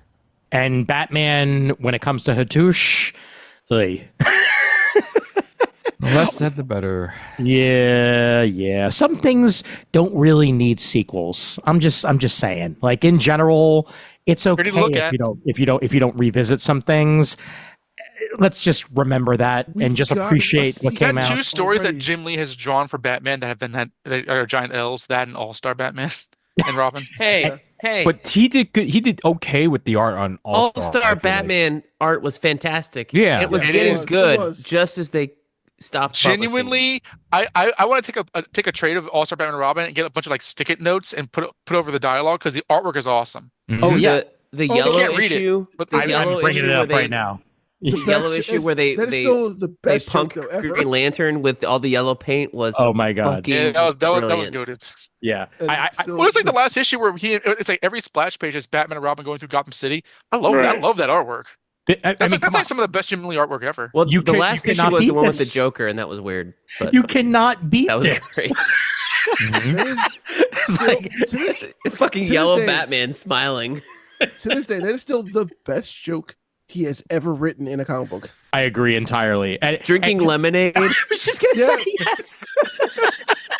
Like the ultimate. They didn't do that in like Batman Brave and the Bold. With a copy of the little yellow boy on the table. That is so good. So he can hit him with it. How does it sit there and just say like "fuck you, dude"? Oh my god. All right, let's talk about some stuff that we've read recently, and then we can roll there. I definitely want to talk about Batman number 1 and 2 and 3 for that matter, because those are the 3 that I read so far. The reboot of Batman that Matt Fraction and Jorge Jimenez have been working on. Love the redesign of Batman number 1, bringing the blue back. It works. It absolutely works. Can somebody who's read this let me know whether or not that's just like a ghostly version of Alfred following him along? It's or his like AI. imagination.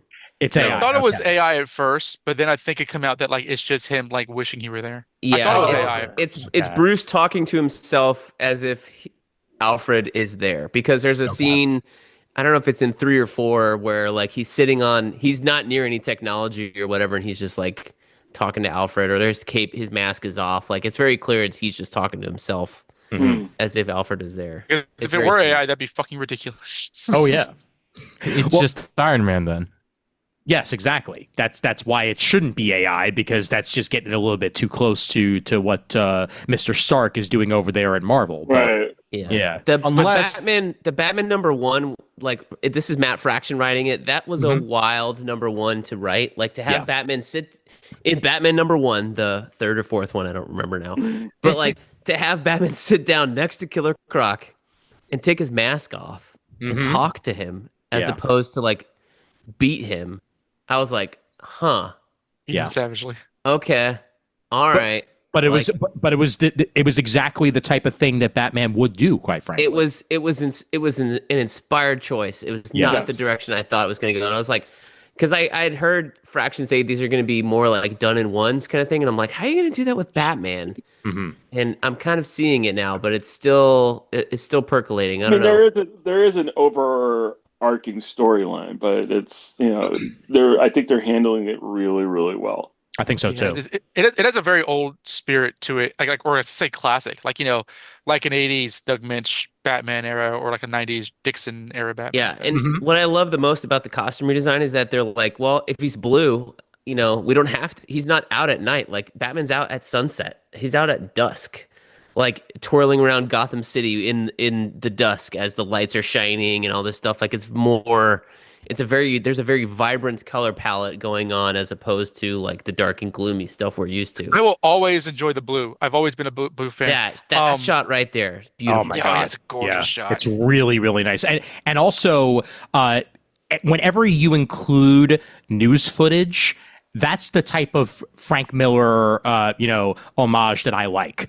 Because that's obviously what they're drawing from there is the news footage included in Dark Knight Returns and stuff like that, but it's definitely not gritty like it, and I'm a-okay with that. This is a much more lively, grounded Batman, and I love calling out all the different utility belts and technology as they come up, and of course, having Tim as your main Robin makes me a happy camper anytime that winds up happening. So, yes. Another new suit, which is basically like a 0.5 version of his 1 year later suit.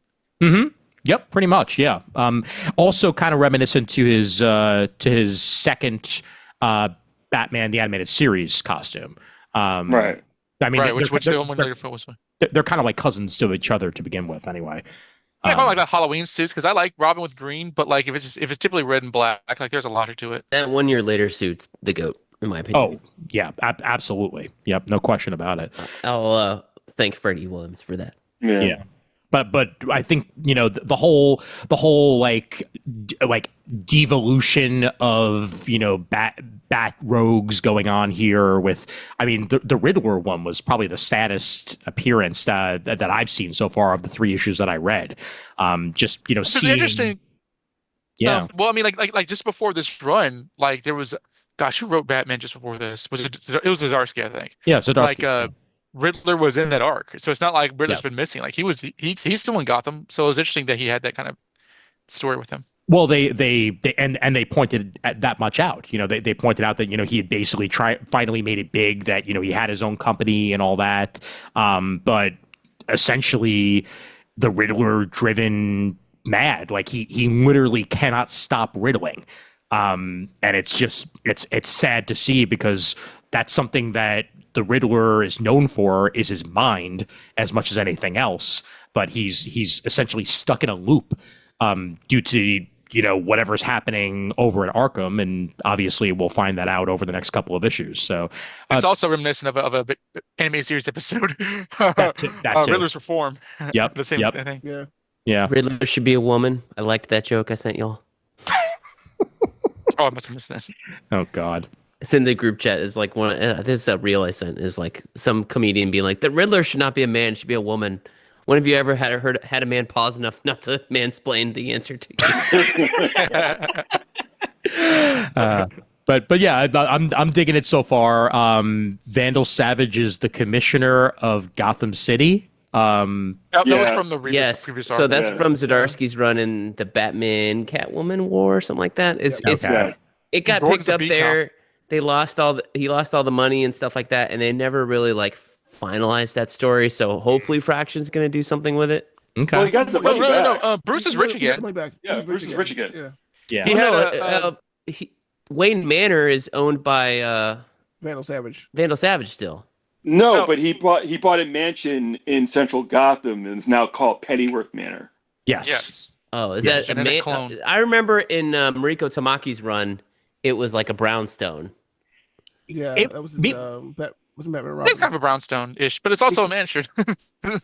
Also, it's whatever the artist wants to draw it as, right? Like, Pennyworth Manor is a new mansion. Yes, in central Gotham. It's not the brownstone that he was living in.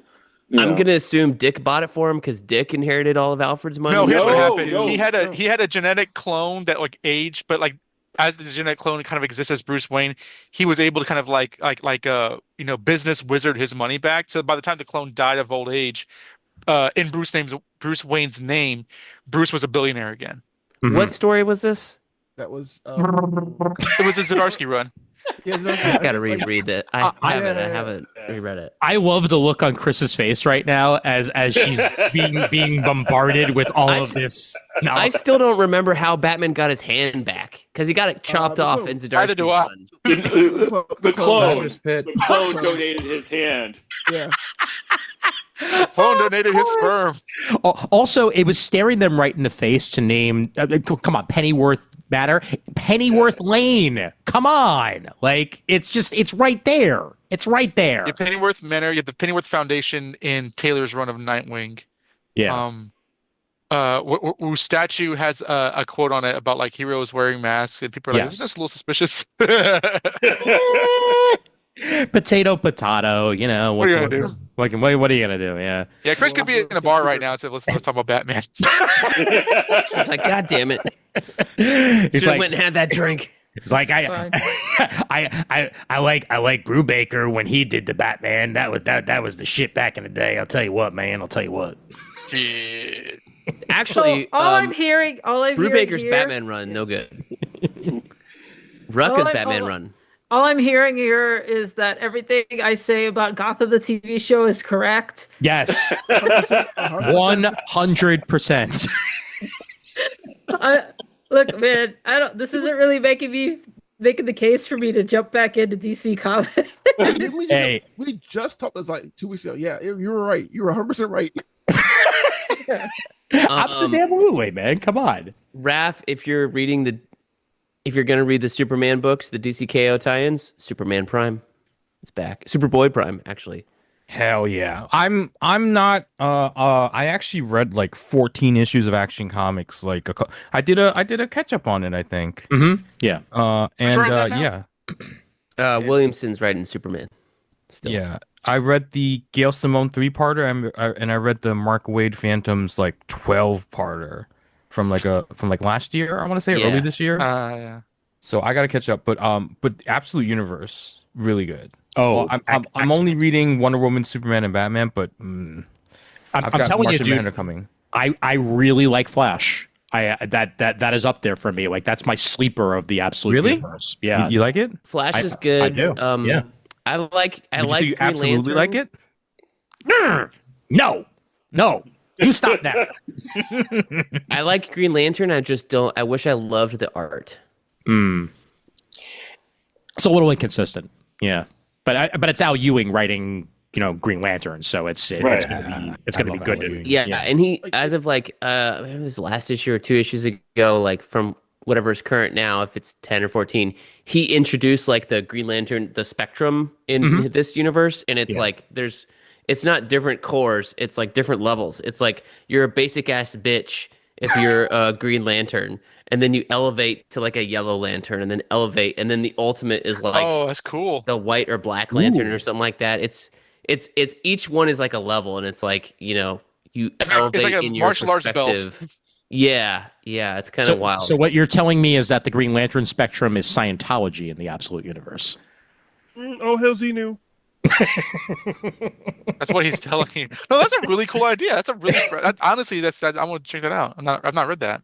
Yeah, no, it takes a while to get there. That's the like 7 or 8, and the first couple issues are all like cut between like before the literal Green Lantern lands on this fucking town is like a force field, and they're like, what's going on? Avatar is like Majin Buu, I like it's basically like Immortal Hulk for Green Lantern. It's really what it is. Pretty much, yeah. But gee, I wonder why. I know, right? It could be Al Ewing. Yeah, I know, right? Yeah. Maybe Al Ewing does Al Ewing stuff with Al Ewing. So. Well, I mean, Avatar literally floats out of the ship yelling, "Show me what you got." Yes. Show me the money. Essentially. Oh my God. Let me let some of you other guys talk about shit you've read, and then I'll go back to some of the other stuff that I've been working on and reading on and whatnot. And so I didn't mention it before we hit cameras rolling, but like every year at the DC.com we do our top 3 of the year, and I said Batman, Deadpool, Batman and Robin Year One by Mark Waid and Chris Samney, and also which ended very well. And also, I'm digging Tom Taylor on Detective Comics, which he went to after he left Nightwing, with Mikhail Janine. Really, we can talk about this. I like it. No, I like Tom Taylor and Mikhail Yanin. They're doing great. I disagree that Batman Year One ended well. I thought I did not think that it was like it was great going, and then it just kind of like it got too messed up in its plot for me to be like this is the top 3. I would replace it with Batman Dark Patterns, which I know you haven't read yet. I keep telling you every episode. True.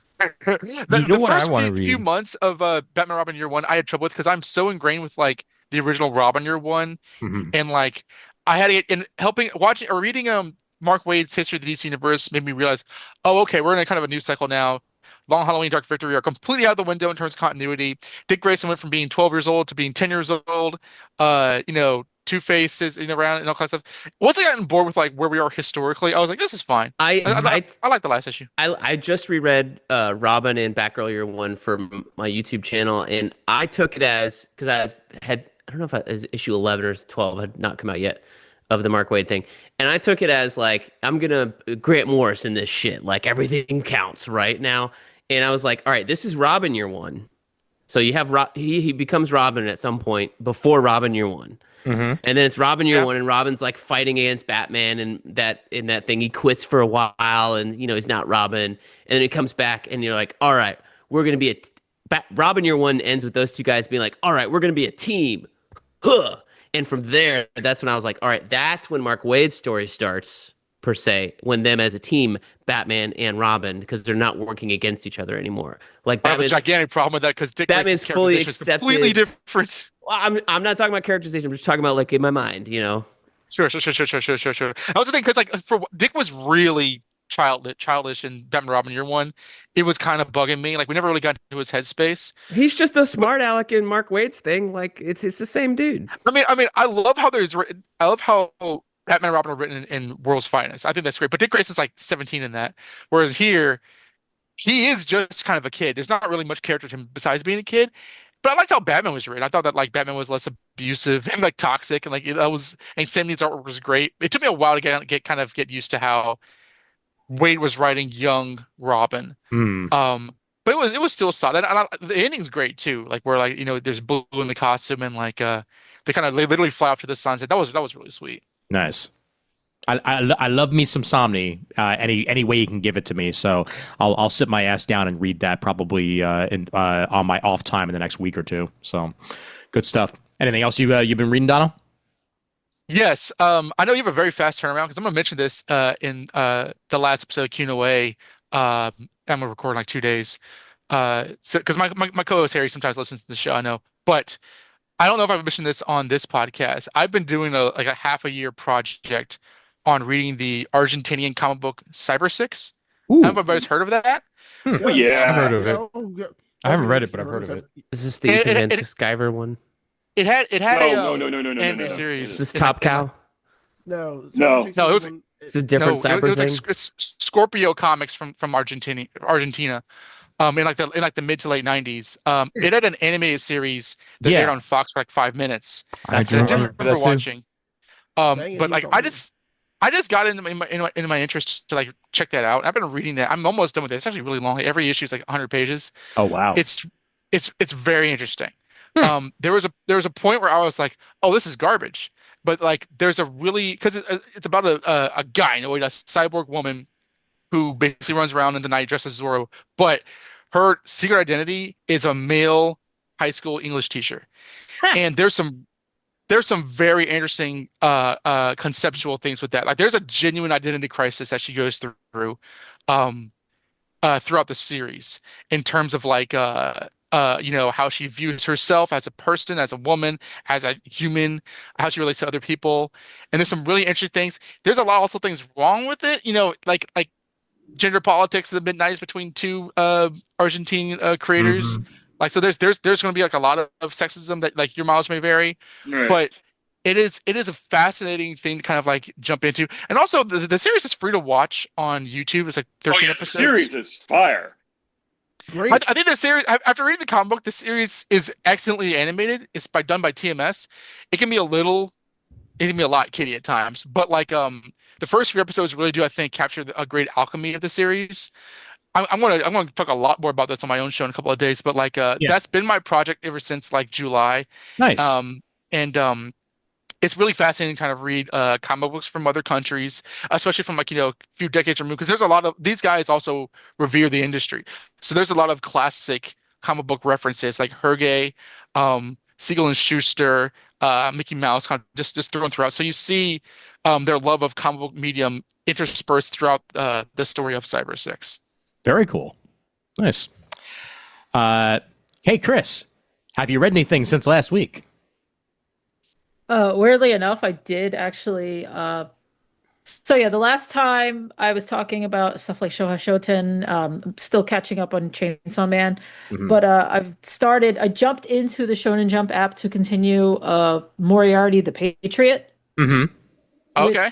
Yeah, I just saw it at the library. I read it. I went, oh, this is fun. So now I'm just like obsessed with it. It feels like it's very much a series for the girlies. Okay. It's a manga about Moriarty, as in the Sherlock Holmes villain, but he's not really a villain in this one. He's actually like a guy who wants to remake England into a place that's more fair and where justice prevails. But the only way he can do this is by staging crimes. Huh. Interesting. Yeah, like Sherlock Holmes is a character. It's basically, like I said, this is made for the girlies. There's no way you're going to see those two in a panel and not think they should just kiss. They are two very hot men. Have you seen the anime yet or no? No, I didn't even know there was an anime until I just looked it up because I wasn't sure how long it went on. It's still ongoing, so I've just doomed myself to reading yet another series on the Shonen Jump app. I already have like 7 or 8 series I'm currently reading. And that's not even counting JoJo's, which I'm still in Golden Wind, and I have this. Enough. I don't like Golden Wind. Oh, it's so. The part 5. Yeah. I believe. Yeah, it is. Yeah. Film part 3.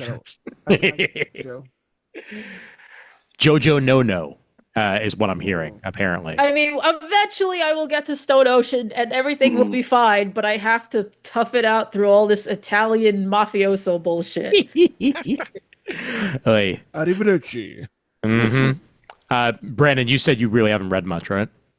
Oh, I haven't read much, but I've been watching though. So if you let me indulge for a few minutes. By all means. I fell down you guys know I love Sentai, and I fell down the hole again of Kamen Rider. Ooh. Was that inspired by our last episode, or? Baron and I did a panel.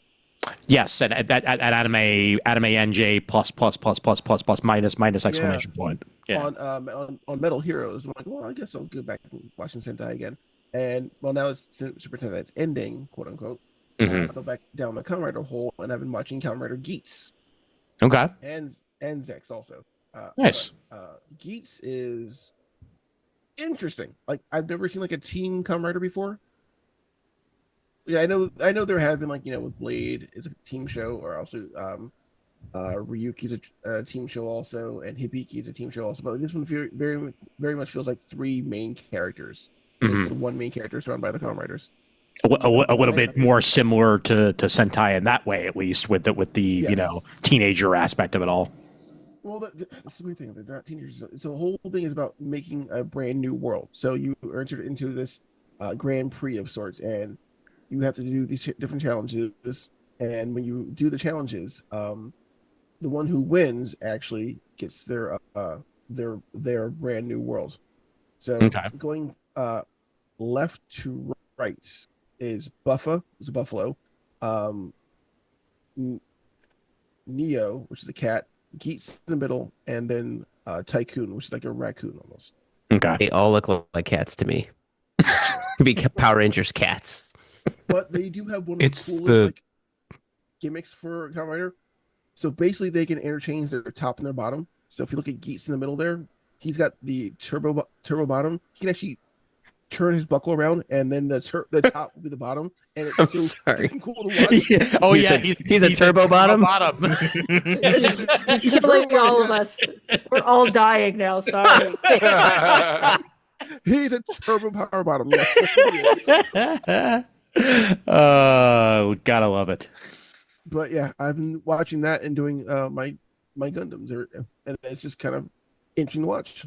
Nice.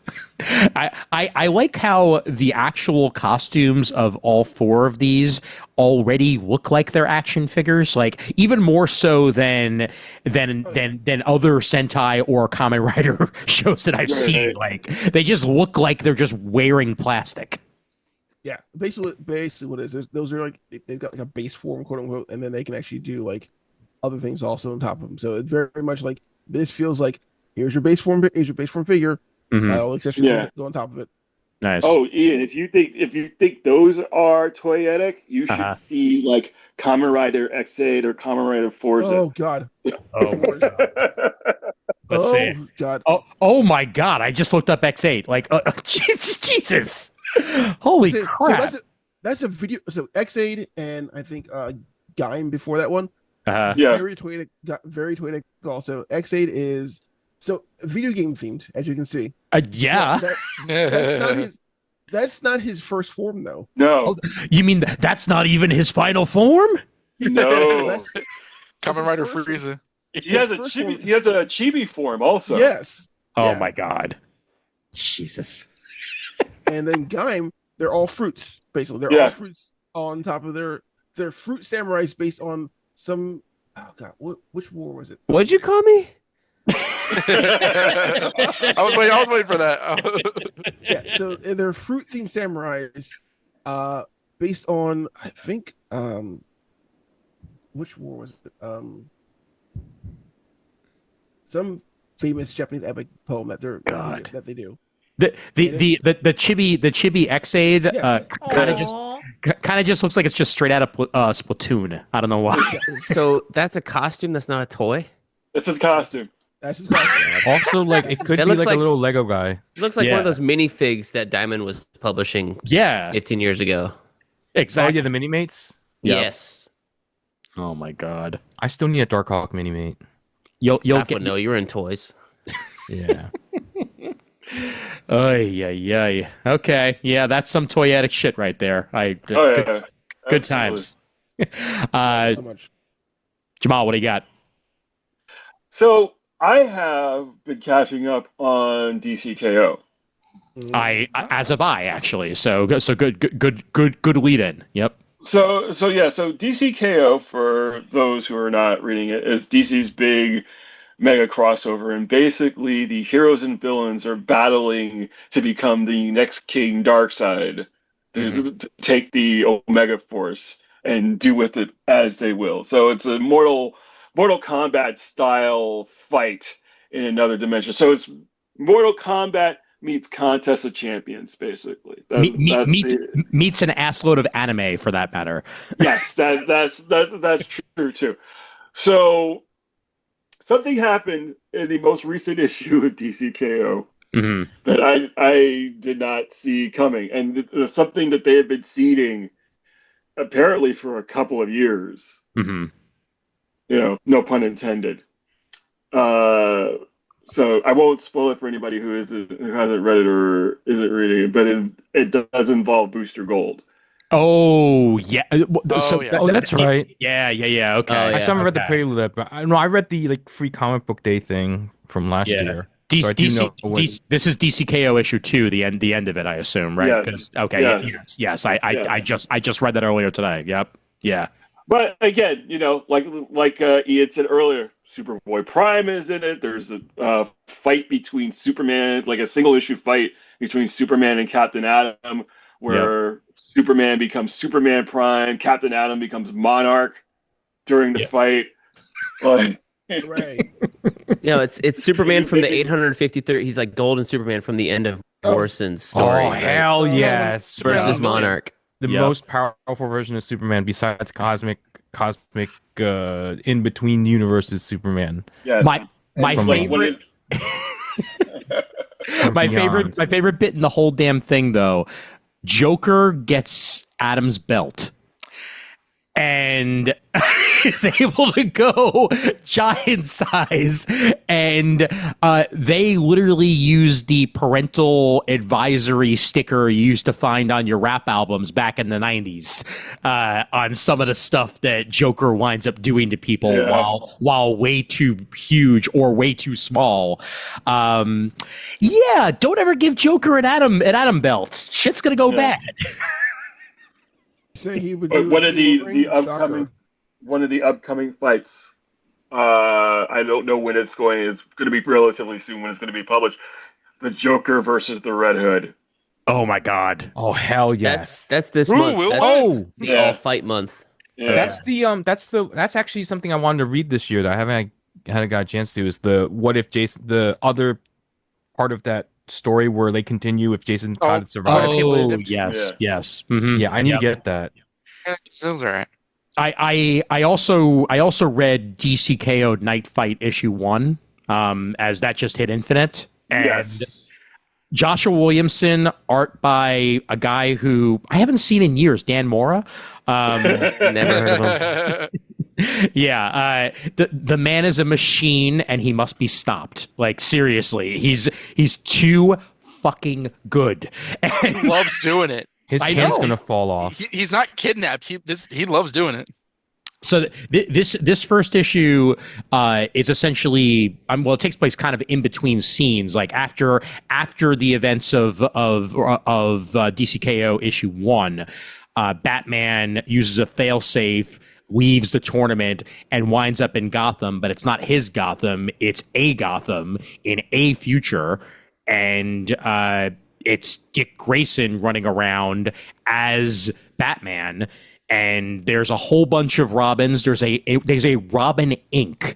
that he formed in order to have Robins across the globe to be able to, let the different heroes know when bad shit's going down. And in particular, when Batman shows up, because apparently in this world, Batman decides that he wants to stick around longer, goes into a Lazarus pit, and goes cuckoo bananas.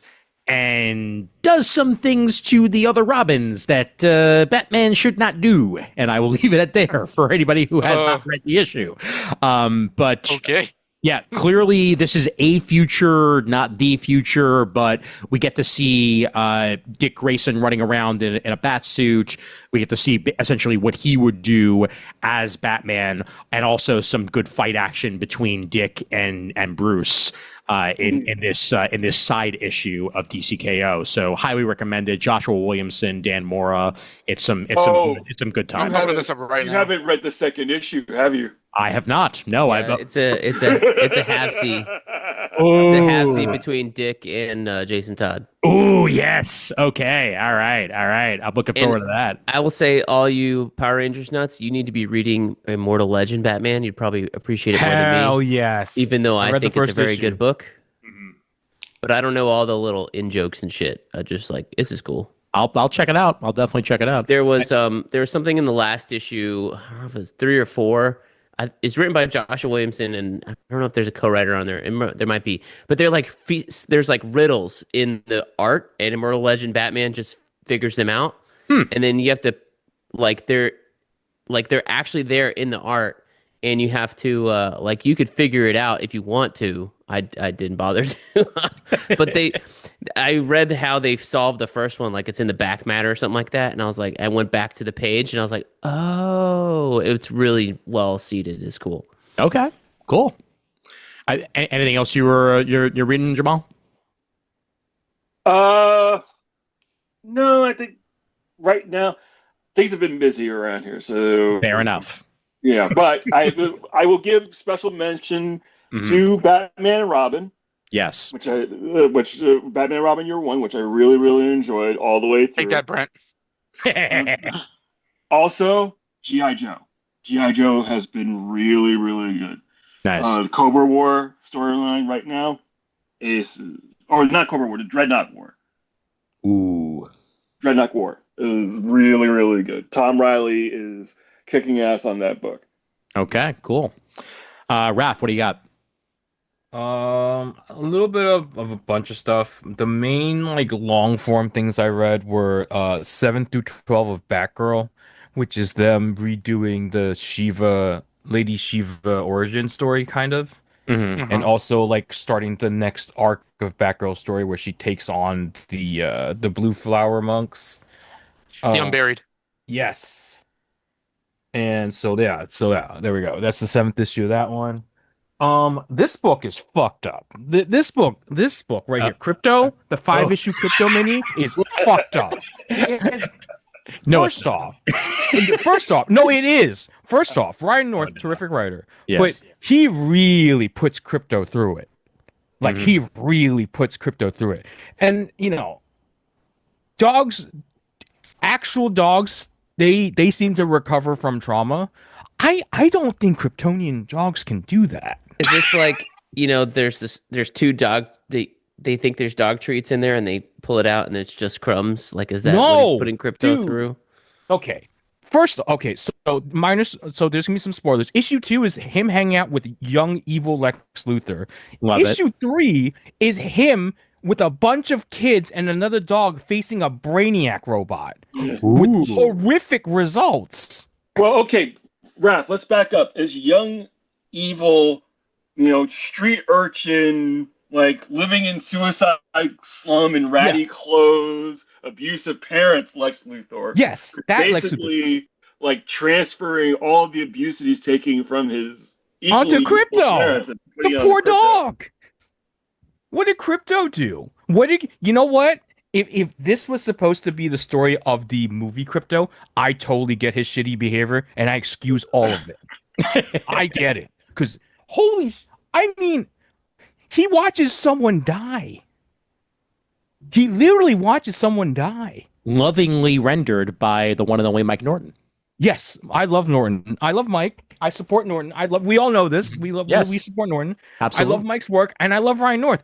But man, I was expecting a not so heavy read, and this is arguably the heaviest book I've read. And I include Absolute Batman and the complete destruction of all of his friends. Oh my God. Including Absolute Superman, where the world has gone to shit, and Ra's al Ghul's destroying everything. Yeah. But the most horrific book to me was Crypto.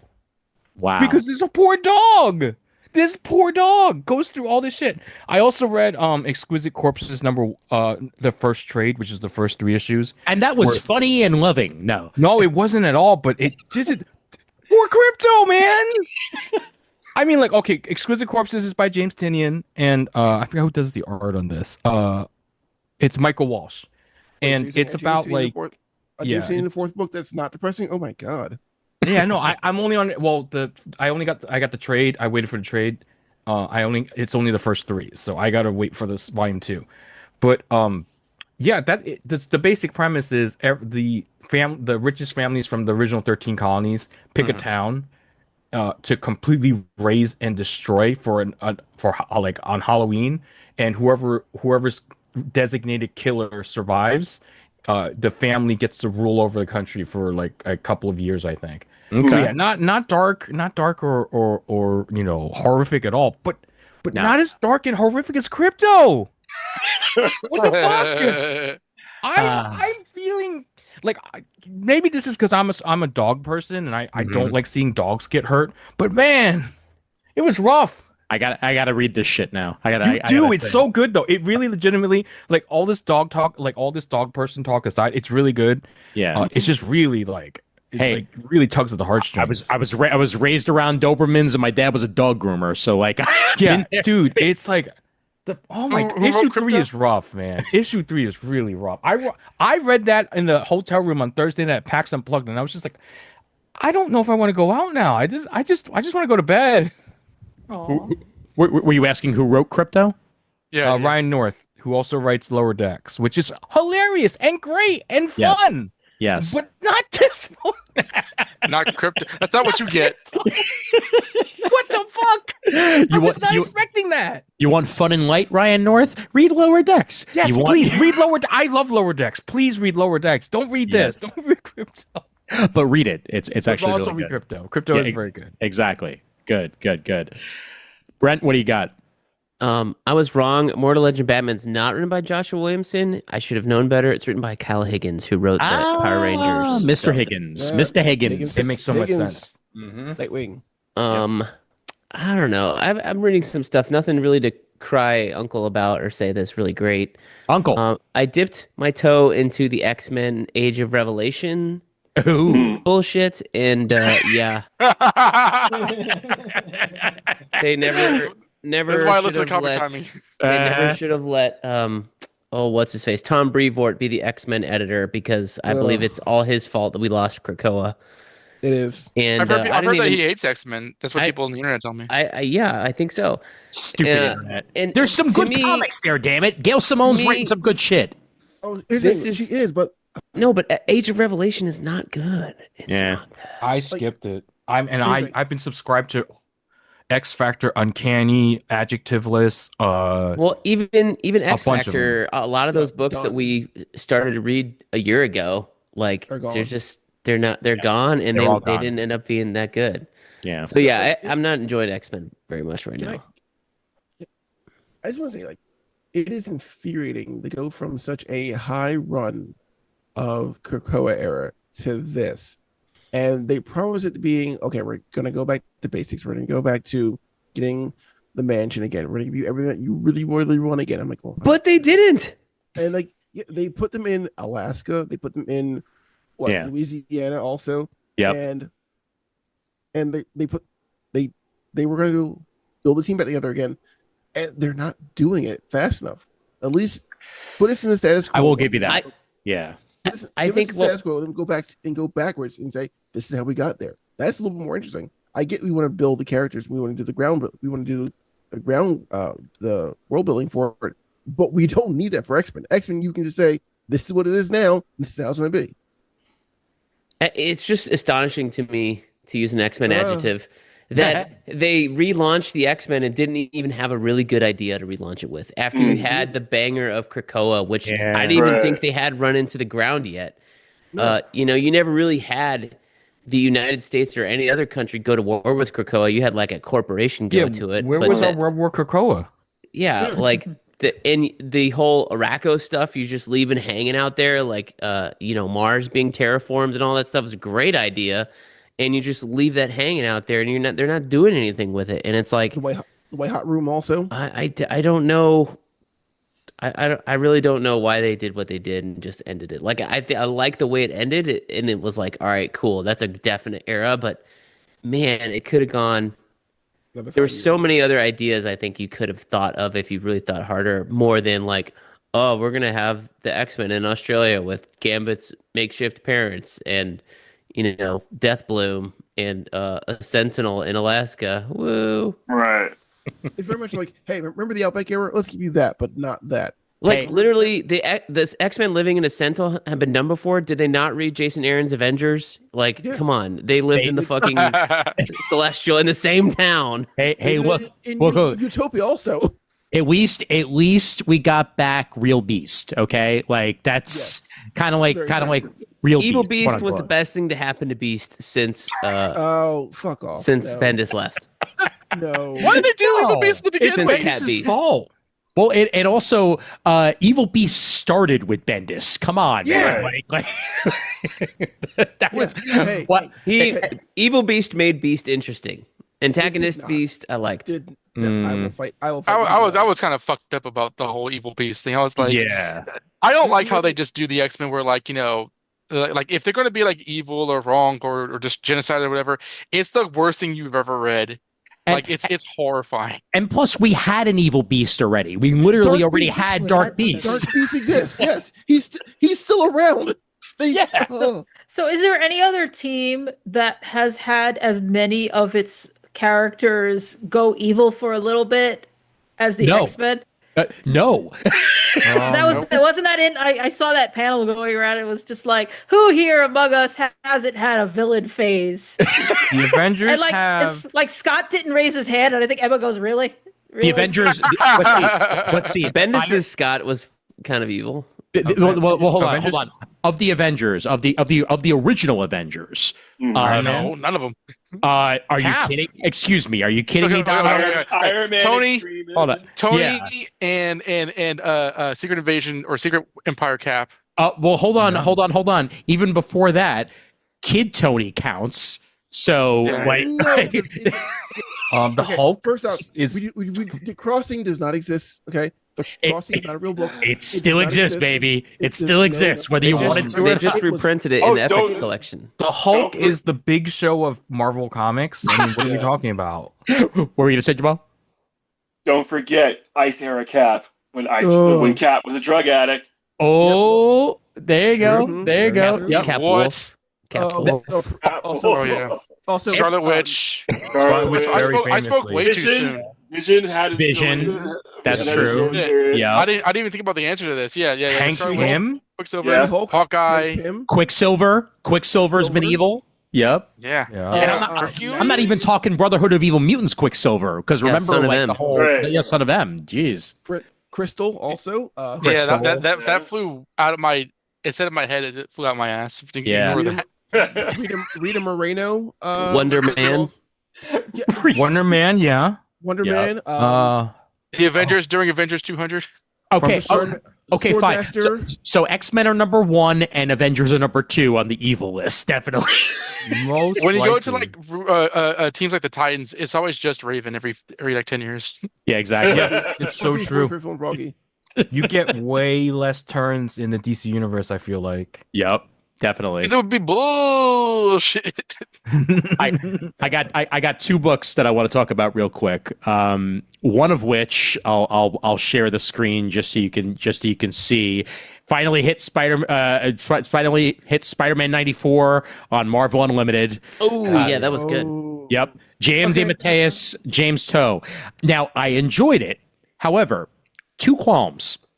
One, they yada finding Mary Jane.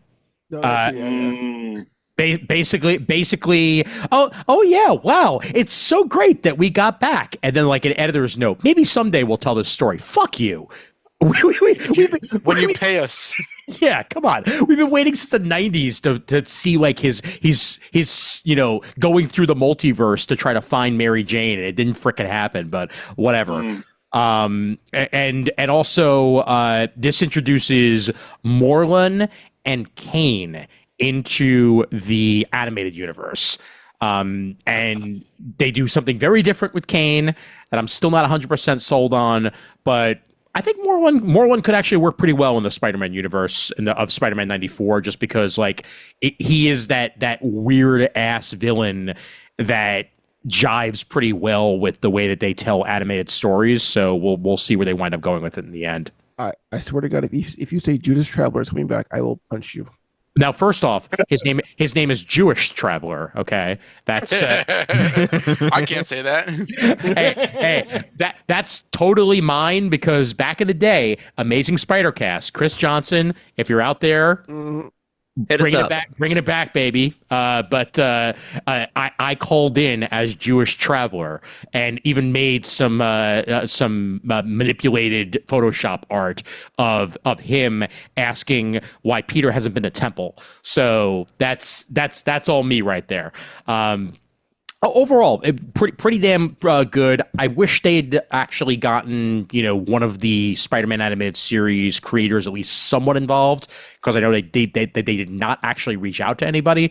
But it's J.M. DeMatteis, so like it's still going to be good writing either way. So I think DeMatteis actually wrote a couple episodes of the show too.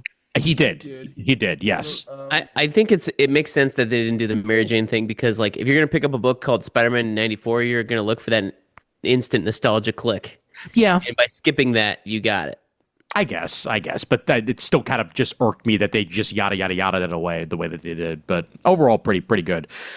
The other thing that I read, and this is thanks to Comics Plus, again, an app I will talk up to high hell. Like, if you have a library card and you're part of the system, download Comics Plus. You've got Image, you've got Dynamite, you got a whole bunch of manga on there. Dark Horse, IDW, like a whole bunch of different companies support it. But I read The Lion King issue 1, written written and drawn by Edwin Gallman. This is the first ever ongoing Lion King comic book, and it's being put out by Dynamite, bringing back to what Kris talked about earlier, how Disney properties aren't going to necessarily come out through Marvel; they're being put out through Dynamite. What if I told you this was the West Wing but animals? Will Simba destroy the Pride Land or save it? Hold on. Did you read Scar though? Did you read the Scar book from a couple years ago? No, I didn't actually. Okay, not gonna lie. Yeah, it's pretty badass. So is this post? What was that shirt? Like the Lion Pride or whatever, or like post? Hold on. I need to hear about the Scar shit. Come on. Okay. Yeah. So you know how they're like, it's Macbeth, but with talking animals, right? Yes. No. They were like, no. Fuck it. We're gonna do which one was it? They're gonna do Henry VIII. What's the other one? Henry V. Oh yeah. With fucking animals. I'm like, all right, you know what? I'm in for this one here actually. Well, this comic is essentially exactly what I just said. It's West Wing but animals. It's set when Simba was still a kid, so Mufasa's alive, and he's basically going about his presidential shit. Essentially, like visiting the different animals, like getting people out of sticky situations and whatnot. And that's basically the first issue is that until near the end, Simba finds out there's a baby elephant that's gone missing, and it looks like both him and Nala are gonna go check that shit out, while Mufasa is dealing with a war that's breaking out between some of the other animals. So yeah, it was shockingly good shit. Like I went into this being like, okay, let's see if this is actually even worth it, and it was. So Lion King issue 1, Edwin Gallman, available for free on Comics Plus, plus available digitally and in print and stuff like that. But if you have a library card, get it, because issue 1 just hit on November 19th, and it's already on the app. Oh wow! And I imagine that like the illustration style, like I'm confident of this is of the original like animated 2D design and not like the 3D or recent one. 100%, yeah. And the artwork's really good. It has a little bit of its own style, but it's definitely just evocative enough of the original movie to really bring it home. But very, very lush artwork and colors in particular. Very, very well rendered. Let me bring up a page here just so you can see what we're talking about here. But yeah, overall, thoroughly impressed. And Dynamite's got some really good property stuff. That's very good. That is really good. Yeah. But like the stuff they're doing with Darkwing Duck and Thundercats and stuff like that. Dynamite makes it work. Herculoids, Terminator, like bunch of shit that whatever they can get their hands on, Dynamite's going to make a comic out of, and they're doing a damn good job of it. So, ready? Look. Oh, yes, I can. Blue Falcon and Dynamite. Yep. Man, whoever would have thought? Certainly not me. That's for sure. All right, gents. Mission accomplished. Nice to get back on the horn with all you guys. We'll try to definitely get back at it come the new year, as I know we're all going to be doing our various shit for Christmas and whatnot. Raph will probably be back next week with Mur to do previews, and then we'll come on back. And Brent, I will be in your neck of the woods, so maybe we can wind up gathering together in a park or something like that, depending on the weather. So we shall see. Hey, I have a question. Yes. Did you watch more? Oh, I haven't had the chance to watch more of it yet. In fact, actually, you know what? I might even do that after I'm done recording. I watched the first 2 episodes at Kris's place, and I very much enjoyed what I watched. So I'm gonna watch more. It's good. Solid anime. Oh yeah. The anime is gorgeous. I'm caught up with the manga, and I was kind of down on it. I feel like I said this already. I was a little down on it, but now it picked back up. We just reached the point where our 2 leads, Momo's lost her memory, Ooh. I heard So about you that. get to the whole like, oh, I have to reintroduce myself, but I was explaining this to Ian. There's some like funny jokes in there too, you know. But it's always good to touch base, and I feel like that's even though that's like a cliched story, it's always like good to have that once in a while. Yeah. You know.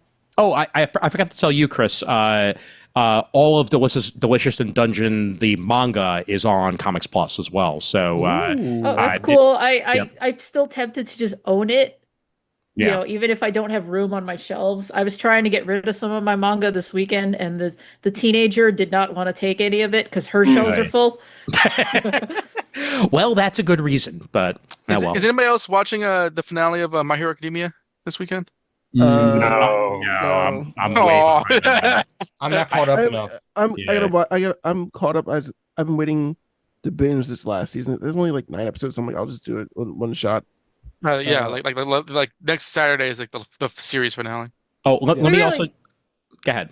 Yeah, I was gonna say we really should do an episode where we just talk about anime, and then I could spend 30 minutes bitching about One Punch Man. Why the hell not? Yeah, it's so bad. I'm so sorry. It's a war crime. Oh my god! Wait, hold on. Wait, hold on.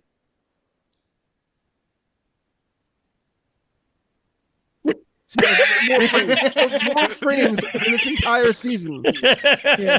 Hey, vey. What? Yes, Brent? No, nothing. I was going to try and fill in the listeners. Since everybody listens to our show and doesn't watch the YouTube. Hey, but you missed out on jokes, so you should go back and rewatch the YouTube version. Yes, you should. See all the images Ian puts on screen, and then watch Brandon's joke. Brandon's joke. Here, we'll do the audio description. Brandon is moving very slowly. Now they don't have a reason to go watch. I don't care. I don't care, lost man. one view. Thanks. As if you were a badly animated anime character.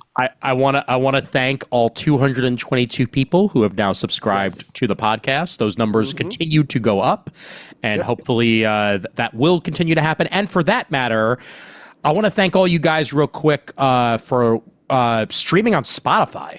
The Spotify Unwrapped also does one for podcasts, and according to the Unwrapped, like, we did pretty damn well this year. So thank you guys so much for streaming wherever you can, or downloading, or however you listen to the show.